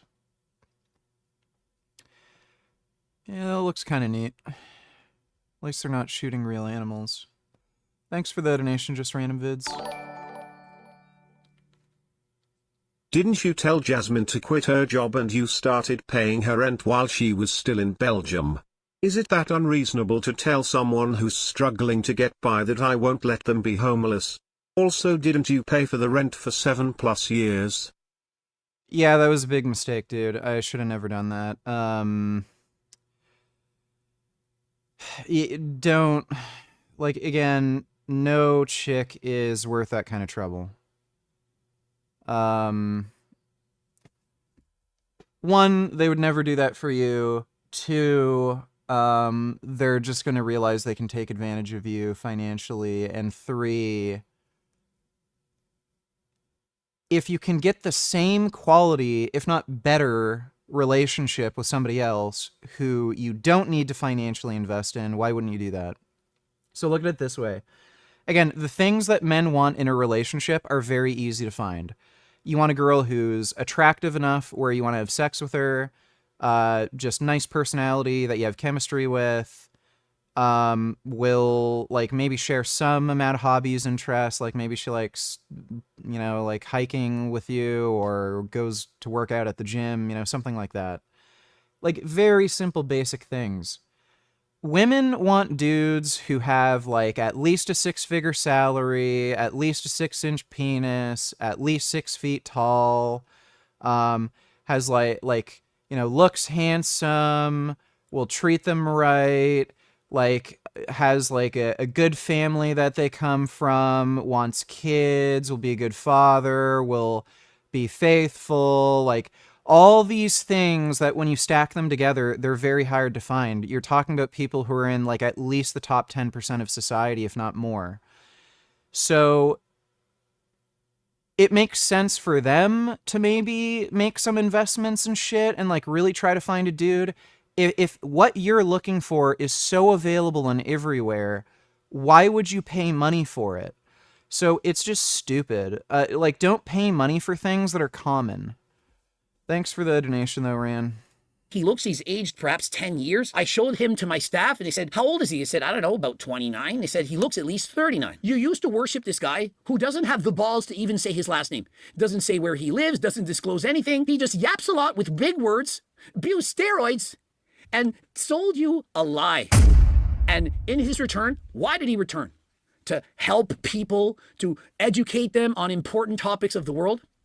He came back to sell Gorilla Rush. He came back to make a video to sell supplements. And nobody cared. Well, 31,000 people did. It's not nobody, but in comparison to the old videos, they got hundreds of thousands, if not millions of views. People don't give a shit. And so if you're looking for doctor-prescribed medications and blood work, you can go to Merrick Health. Or if you want it to be about half the price of that, you can go to Algo RX, of which I'm an equity owner. These guys, I don't want to say they used to work for Derek. Yes, they do. They used to work for Derek and help grow that company. And so do you want to pay full price, maximum price? Go with Merrick Health. If you want to pay about half price for the quality pharmaceutical supplements that you're looking for, like enclomiphene, Cialis, Viagra, Talmosartan, you know, the stuff that you're looking for and you can get elsewhere for perhaps double the price. I want the physique look of DB's Trunks at his prime when he went back and destroyed the androids. Do I need Reeds to look like this?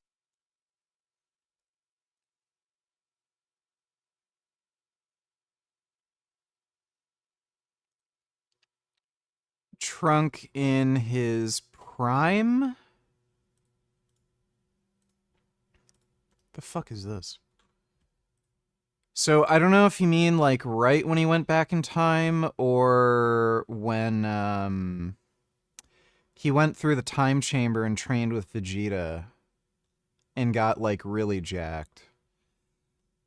Like Trunks when he first traveled back in time, you know, and like slashed like just cut up Frieza with his sword. Most people are probably going to need steroids to look like that, honestly, but it's possibly naturally achievable. Like, he's not very big here. But when Trunks was fighting Near Perfect Cell,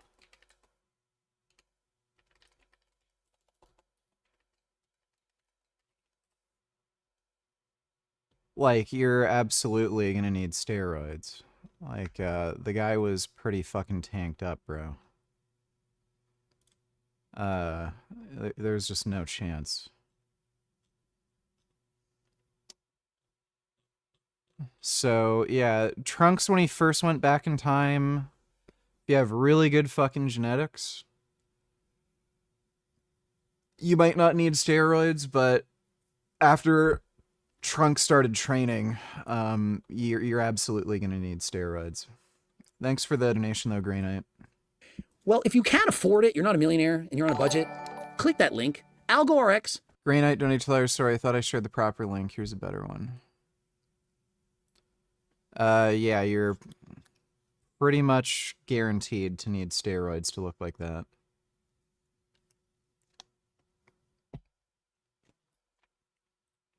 Unless you got some crazy BBC African genes, you're absolutely going to need some steroids. You'd have to be as genetically gifted as, like, Ronnie Coleman. His shoulders and arms and shit are just way too crazy. Thanks for the donation, though, Grey Knight. Code Greg, 10% off. Gorilla Mind Rush, which is the stim bomb nootropic formula meant for, you know, banging out 12+ hour workdays, hitting PRs. And so he came back to release a product perhaps half as good as G-Focus Limitless. If you actually want a really good supplement and you're looking for exactly what Gorilla Mind Rush is selling, this one's better. HTLT G-Focus Limitless, and Code Greg has it 15% off. And so whatever Gorilla Mind has, you know, we just do it better. I'm sorry. I'm just being honest. If you don't believe me, you can ask anyone. I don't care who you ask. Mike Israetel, the beef is back. Even Mike Israetel is going to admit that my Ajuga Turk Platinum Turk Builder Max is far superior to Derek's. Mine is not a lie. Mine is not a scam. Derek's is a... You know what would be hilarious and ironic? If this turkesterone thing, the extract they're using, despite it being real turkesterone, it's actually not as anabolic as some other, like, generic ectosteroid thing. That would be really funny. So, like, Greg could, you know, rant all he wants about how, oh, Juga Turkistanica, like, I'm the only one who's selling the real product, but, like, it's actually worse for what you want it to do. Because, again, in a recent video, he was going through studies on ectosteroids, and none of them were studies on turkesterone. They're all on ectosteroids like 20HE. So what is it, like, at the end of the day, what does any of this matter? Like, if you're going to make the claim this is better, it builds more muscle, where's the proof? Show us. Where?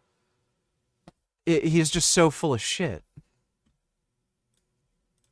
A scam. When it doesn't have inside the package what's listed on the label, it's a scam.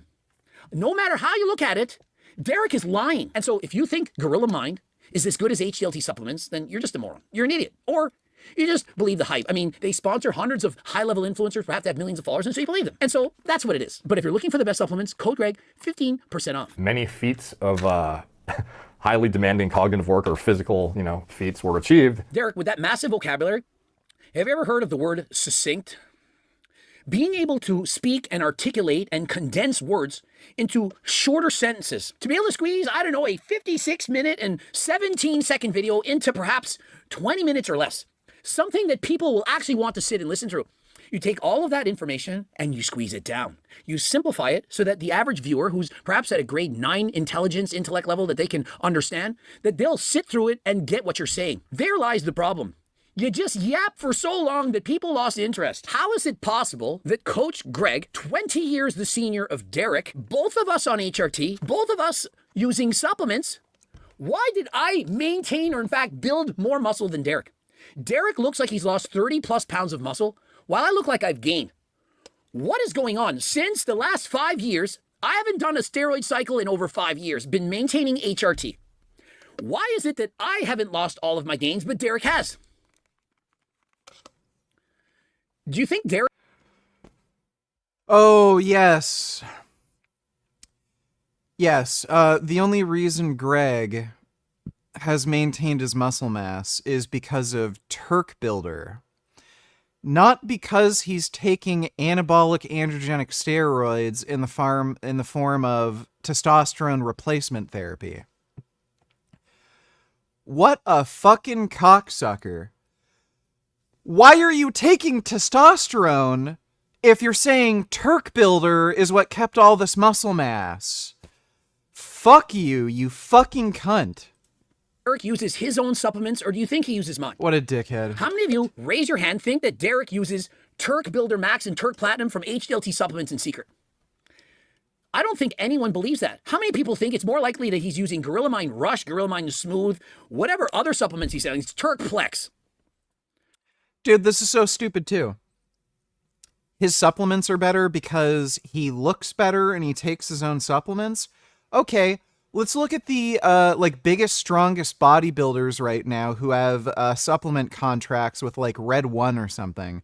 Oh, I guess every other supplement company that sponsors these other bodybuilders, they're better because, oh, well, they've got, the next Ronnie Coleman, representing them and taking their supplements. This is so stupid. If there is such a thing as the proof is in the pudding, the proof is in the pudding. Compare physiques. Why? I think testosterone consumers are naturalistic fallacy retards. Oh, steroids and test are created in a lab. That's chemicals. That's dangerous. Testosterone are plant molecules. That's natural and safe. I hope testosterone and ICG are cancerous so they die. Yeah, really. People who are dumb enough to take this really do deserve cancer. Dude, Greg has taken steroids for, what, at least 15 years now? And I think he's on more than just testosterone. He was mentioning that he was taking a bunch of peptides. I'm not sure if he's taking growth hormone, but I do know he mentioned he was taking, peptides and shit along with his TRT. So, do you think that has anything to do with how you look,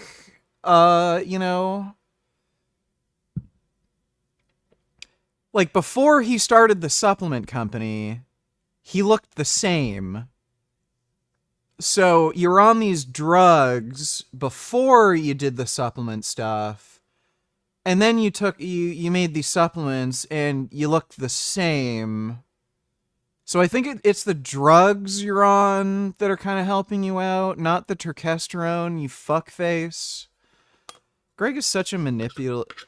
Like, he's literally doing what fake natties do, only it's even dumber because, like, we know you're on fucking anabolic steroids. What the fuck?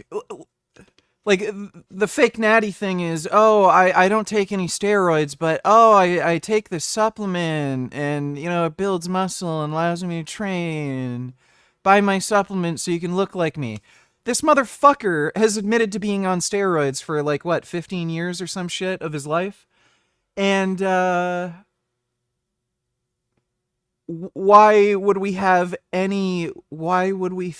anything that you've ever achieved in your entire life had anything to do with any fucking supplements you're selling right now? It's just so stupid. Thanks for the donation, Blake. Why have I maintained? I'm racing. Look what I'm wearing. Do you know what I just did? I just won another bike race in the hardest level. I'm 49. How am I doing 7? Yeah, is everyone else you're racing against on steroids, Greg? Buddy, I can speak. I didn't even know this before I started taking steroids. Buddy, testosterone massively increases your cardiovascular endurance. I wasn't even aware of this because I guess a lot of endurance athletes either don't take these drugs or don't want to admit they're taking them or something. And like the people who are really into the like gear shit, they just do bodybuilding. They're not interested in like cardio. But I rollerblade, I bicycle every day. Holy fucking shit. The difference taking testosterone makes on your endurance is fucking crazy.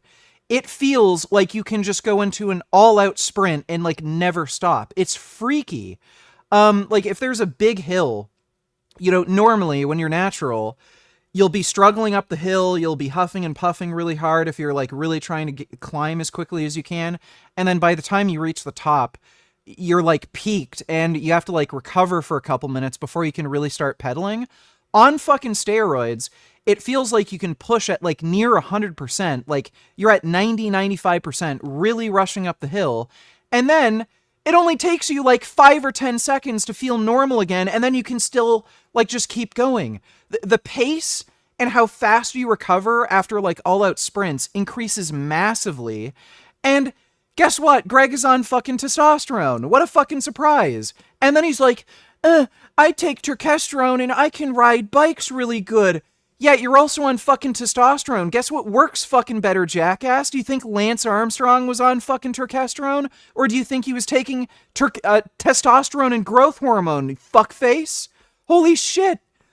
Show me one fucking Tour de France winner who's fucking taking terkestrone. No, they're all on testosterone and growth hormone. Holy crap. 7 hours plus of bike racing a week, lifting weights twice a week, and I maintain more muscle than Derek. Think about it. Are Derek's supplements better than mine? If so, where's the muscle? Where's the proof? Yeah, buddy, do you think Derek might have gone off steroids and you didn't? Have you ever considered that? Why hasn't he maintained? Explain to me how Hussein Farhat built all that muscle and maintained them. I mean, I'm hearing he went on cycle for 18 months, built all of his muscle, and then just got off and maintained. I'm hearing he went on steroids for the first 18 months, gained all of his muscles, hopped off, and just maintained those gains. Where's Derek's gains? Why hasn't he maintained? Give me some excuses. Give me some reasons. Explain it to me. Because he hopped off fucking steroids, he's not taking them anymore, and he's not training. Very simple. So, he might have had health issues where he had to go off gear completely. Some people are prone to maladaptive cardiomyopathy, and they have to completely stop taking steroids to get their heart to shrink down to a normal size. Maybe he just didn't want to inject anymore, and it was giving him mental problems. Who the fuck knows? Or maybe he's just taking very, very low doses, and he just stopped training and just wants to live his life. What the fuck does any of this have to do with how effective his supplements are? Like, buddy, we know why he was jacked before. It's because he was on fucking steroids. The reason you look the way you do is because you're on steroids. Like, Greg, okay, let's take the Pepsi challenge.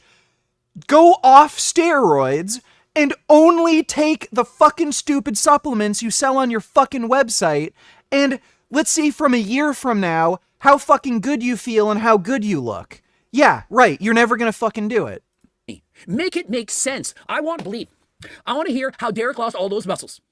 Hey, he's been on HRT for perhaps 5 years. Where did the muscles go? Why didn't he maintain? Why is it that I was 192 pounds this morning and just over a year ago, 183? How am I 9 pounds bigger, haven't upped my doses of testosterone, and Derek looks to have lost 30 plus? Oh my god. I'm sorry, he's claiming he gained 8 pounds of muscle from taking turkesterone? Dude, where are all the people who, like, all the fitness influencers, like Will Tennyson, Usain Farhat, where's their 8 pounds of muscle from turkesterone? Are you a special snowflake and turkesterone only works for you? Plus pounds of muscle. Make it make sense. And so I don't care which photos you've looked at. Look at him while he's on steroids at his best. Look at him just a couple of years ago on HRT. Compare his physique then to his physique now. Where has his physique gone? He has melted. Bring back the steroid horror stories. It's why most people started watching you. Those were by far... Sugar Boy said his $170 by clock got stolen in China. His GF told a security guard, the guy called the police, they took it very seriously, and caught the guy within 24 hours.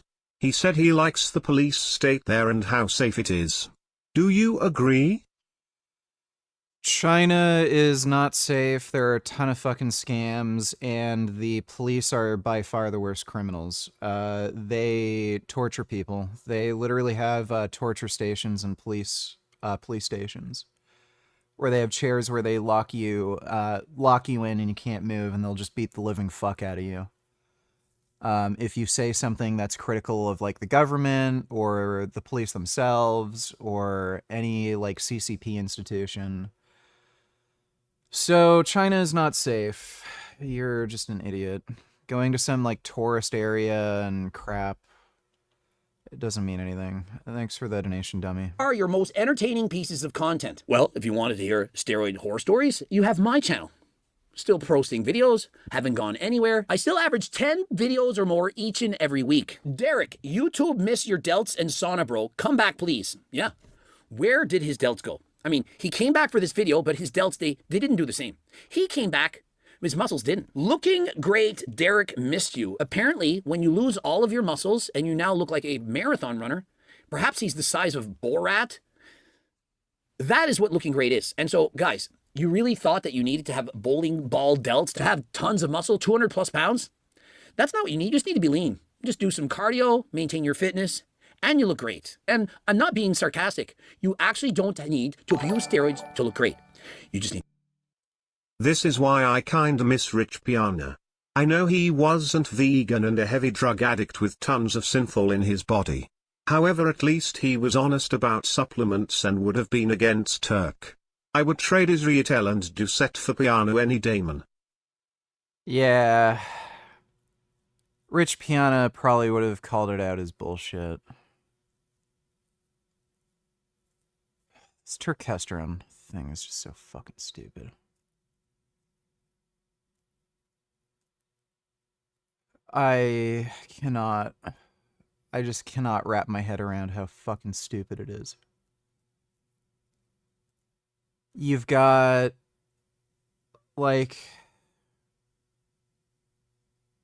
it's either kids who are just using their parents' credit card and are getting gaslit by a fucking idiot and then wasting their parents' money. Or you've got adults who are too fucking stupid and pussy to just order testosterone and use needles.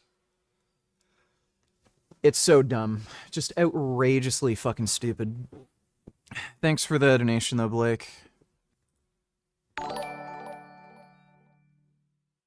Actually, if you look at the crime rate in China, it's among the lowest in the world.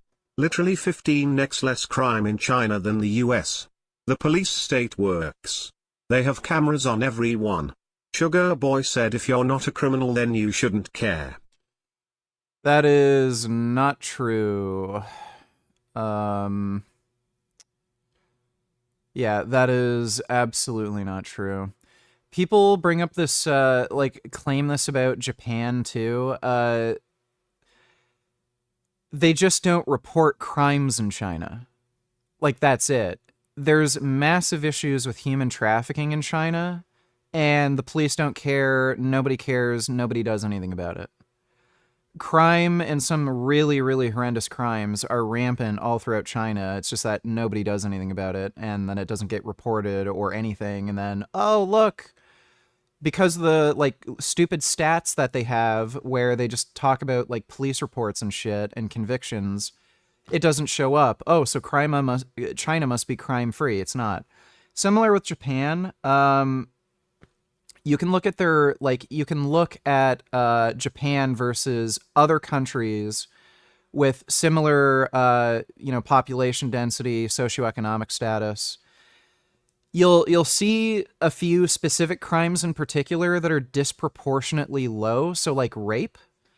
The reason like rape rates in Japan are like technically low, it's because they never get reported, never get investigated. They won't even bother prosecuting any crimes unless the prosecutors are 100% guaranteed sure that they will get a conviction. So a lot of crimes, if there's like a bit of a chance that 20% chance that they might not get a conviction, they just won't bother prosecuting. So it artificially lowers their crime rate when it's just bullcrap. Thanks for the donation there, 21st Savage. And to be fit, have lower-ish body fat levels, 15%, for example, and you're going to do fine. We all miss your content, and I would say, yeah, they still miss it, because this is not it. People don't miss 56-minute rants about his stims, his pre-workouts, supplements. They want actual information. Please start making content again, Derek. His response, it's coming. Winter is coming. Less plates, less dates. I'm going to argue that you don't get more dates by lifting more weights. I don't think that if you have an exceptional amount of strength that you're going to actually get more girls. I think leaner is where it's at. We all saw that post from Borat, of which that woman, she said, this look is a repellent to women. Yeah, a repellent to... It's plausible that human trafficking specifically goes mostly unreported in China. I'm talking about homicide, assault, petty crimes, theft, etc. By the way, trafficking goes unreported in the US too. Millions trafficked under Biden's open border policy. Yeah. Buddy, you want to talk about murders? How about the Chinese government stealing people's organs and euthanizing people? They literally have murder vans where they'll just pull up, find somebody who is an ethnic minority or they don't like or is a political dissident. They'll give them a lethal injection, steal their organs, and then be off. And these don't get counted as murders. So, like, again, give me a fucking break. It's just stupid. Thanks for the donation, dude. To you, because you ain't it. We're not chasing the twos, well, guys who are ones are, but multimillionaires don't give a shit what your opinion is of what we look like. If you want to look good to attract a woman and so on, just get fit. You don't need massive amounts of muscles, a little bit above average perhaps, but what you really want to do is avoid being fat. If you can get to a healthy 15% body fat, trust me, it's going to make a world of difference. Brother just comes back to do commercials for his supplements now. Unfortunately, the Gorilla Mind subs are not allowed in Germany. And is the Turk situation gonna get addressed? Of course it's not. Why would Derek address it? It would lose. Bringing it up, he does not want to do that because he knows he's lied. He knows he's scammed. Does it look like I have a lawsuit set against me? I have chain of custody proof with receipts that they're lying. And so if it gets brought up in court, I can't wait to prove to the world that I ain't lying and not scamming, that they are. The other supplement companies that we've tested, and we've tested a bunch, all lying. We're not. You don't need to believe me. I don't care. If you want to try Turk Platinum, Turk Builder Max, code Greg 15% off. If you don't like it, if it doesn't meet your expectations, money back guarantee and a $20 gift card. And if you happen to have bought a Gorilla Mind bullshit, you can get our product for 50% off, because anyone that shows proof that they were scammed, you just need to send your receipt or picture of it, whatever, that you bought somebody else's product, 50% off. I want you to try something that's legit. And that way you can really understand why in my videos I explain it's far better than creatine. I watched a Dr. Mike video, which of course I have a response. And some of the comments said, how can you say that it works? There's no studies proving that it works. And so when you say that you took it and that it worked, you're being disingenuous. And so am I supposed to take a product that doesn't have 500 meta-analysis proving that it works and say, hey, I took it and I didn't gain any muscle, I didn't have more energy, I didn't recover faster, I didn't win my bike races, nothing good happened. You want me to lie about my experiences using said products? You want me to lie? I tell you the truth. If you don't believe me, you don't need to. You don't have to buy it. You can buy Derek's products. You know, one pill of mine is more Turk than their entire bottle. That's fine. Why do you think that is? Because they don't sell Juga Turkistanica. I sell Juga Turkistanica. These CCP shills like 21st are the exact proof why TikTok should be banned. Yeah, China's such a great utopia, bro. Just work for months on end without getting paid and eat gutter oil with every meal. Sign me up, man, haha. Yeah, I mean, it's hilarious how people try to hype up China as being this, like, awesome, super advanced country, super safe. They're all scammers and they're eating gutter oil. Like, it's fucking retarded. Thanks for the donation, Blake. What Sugar Boy was saying is that China is extremely safe, especially if you're a Western tourist. He says the service there is the best he's ever received. By the way, remember when you said if he went to Thailand he'd get locked up? He went and was fine. That's great. Thanks for the donation, 21st. And so what Derek's doing is, for example, if I was selling creatine monohydrate, and instead of creatine monohydrate, I was selling you taurine, it ain't creatine monohydrate. And by the way, there's a thing called statute of limitations, dumbass. Taurine could still be a benefit, but it's not creatine. It's something different. And so my product is different than Derek's. Derek sells something from China. I sell something from Uzbekistan with also other ecdysteroids from various countries. For example, Russia. Where are the delts? Am I the only one missing them? He's definitely downsized for longevity and to focus on Gorilla Mind, but he should still pop one for the boys. He seems downsized for sure, but it seems as though he's not training no more. Everyone knows I made a lot of money. Everyone knows I have a couple of nice vehicles and also that I have a couple of bikes. If somebody had made me choose between my, let's call it a $4,600 bike and multiple $100,000 vehicles, I'm picking a bike. If somebody made me choose between $1 billion and working out and being fit, I'm choosing working out and being fit. $1 billion without my fitness and my health and what I truly love and am passionate about, it ain't worth it. Derek has sold his soul for money. Whatever was passionate about, lifting weights, making videos, sharing to the world his experiences, don't give a shit. What does he want to do? Make money. Merrick Health, supplements, that's it. Comes back, makes a commercial to sell supplements. That's it. Does he lift weights anymore? Looking at him, it's possible he's completely given up. I lift weights twice a week. If Derek lifted weight twice a week, he would be lifting weights as much as me. I race bikes hard. What do you think that does to your pectorals, delts, and so on? Do you think that doing very hard cardio, endurance rides, is making it easier for me to build muscle, or do you think it makes it harder? How many cyclists do you think look like me? Look at bike riders. Do bike riders look like this? Last I checked, they do not. Most of them are at my height, 100. You're on steroids and you're an IFBB pro professional bodybuilder. Like, buddy, are you this stupid? 30, 150 pounds, 192. Let it sink in for a while. And remember, I'm not 20 plus years of age. I'm not 30 plus. I'm almost 50. I'm turning 50 next month. Whatever Derek's doing, I don't want it. Yeah, you take steroids and work out more. What, like, is this a secret? Oh my god. I don't care if he has $100 million more than me. What am I going to do with $100 million? Buy a yacht? I don't like... Would you look like prime Paul Dillette if you could? No, I wouldn't want to look like that. Being on a boat. Why would I want a yacht? Do I need a private jet? I don't even need to fly first class. I don't care. I like my bicycle, for Pete's sakes. Derek, we need you to go over Jeff Nippard's video on Hussein and Julian. As if Derek would do that. He's not going to talk about Hussein. He knows Hussein's sponsored by Coach Greg. If he talks about Hussein, he would have to say that he's natural based on all the blood work that he's posted, and he would only get hate. They'd say, how much did Coach Greg and Jeff Nippard pay you off? And so he won't touch that. The statute of limitations for rape in Thailand is 20 years, dipshit. Some crazy dumb bitch accused him of rape in 2019 if I remember correctly. She was obviously lying. It's like how you raped Jasmine. He should sue you for defamation and Jasmine sue you. Oh my god. That's great. Pretty sure Hannah Chloe didn't make a... I think she might have made a complaint. But, again, there was no criminal investigation made. He left the country.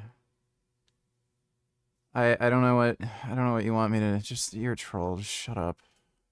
The Derek Death Star delts have sadly vanished. Looks like you've been detoxing, cleansing, and fasting. Not such a thing as detoxing or cleansing, but he could have lost weight without fasting. Maybe he's on a GLP-1. Derek, I know that your gorilla mind hasn't invented these kinds of supplements, but if you are trying to lose weight, you don't need to take Ozempic. GLP Max will do you a solid. I'll send it to you 100% free. All you got to do is ask. GLP Max can reduce your appetite by on average 28%.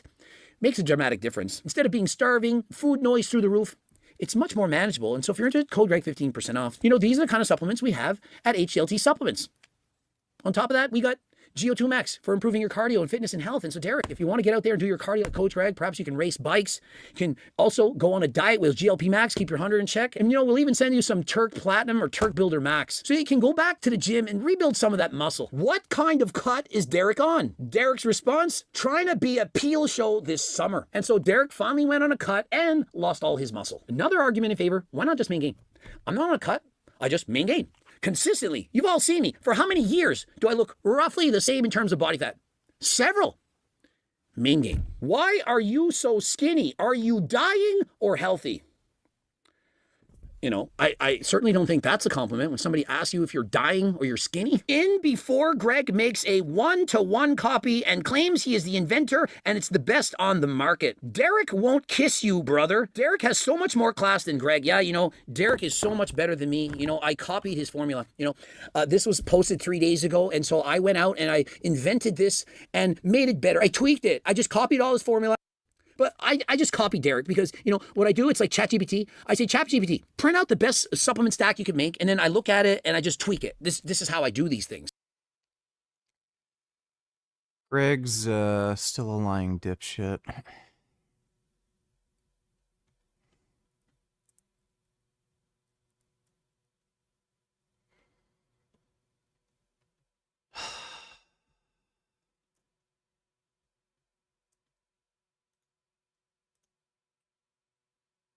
I think I need more sleep. I'm not feeling great right now. I think I need to lie down and rest. Yeah,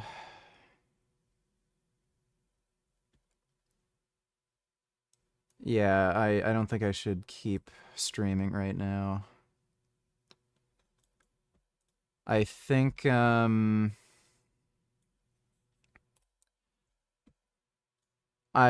what I'm gonna do is have a nap, and then I'll probably just stream later. I'll be on later. It might be a little late-ish. It's like 11 or 12. But I just need some more sleep. I went to bed pretty late and woke up kind of early, you know, just because, so I think it's kind of getting to me right now. So I'm just gonna chill, relax for a bit, and then I'll be on later in all likelihood. Sorry, it's not what I planned, but I just, you know, I just can't. Hope you understand. Don't sue me. You still have some of the woke feminist Kool-Aid in you. She clearly lied to her boyfriend because she was cheating on him with Sugar Boy and told him he raped her. They were caught on video flirting and shit like it's so fucking obvious. I'm not trolling. They weren't, but thanks for the donation, 21st. Anyway, I'll see you guys later. I just really need to sleep. But, big thanks to everybody who donated on Streamlabs. Really appreciate it. Should see you later tonight. Have a good evening.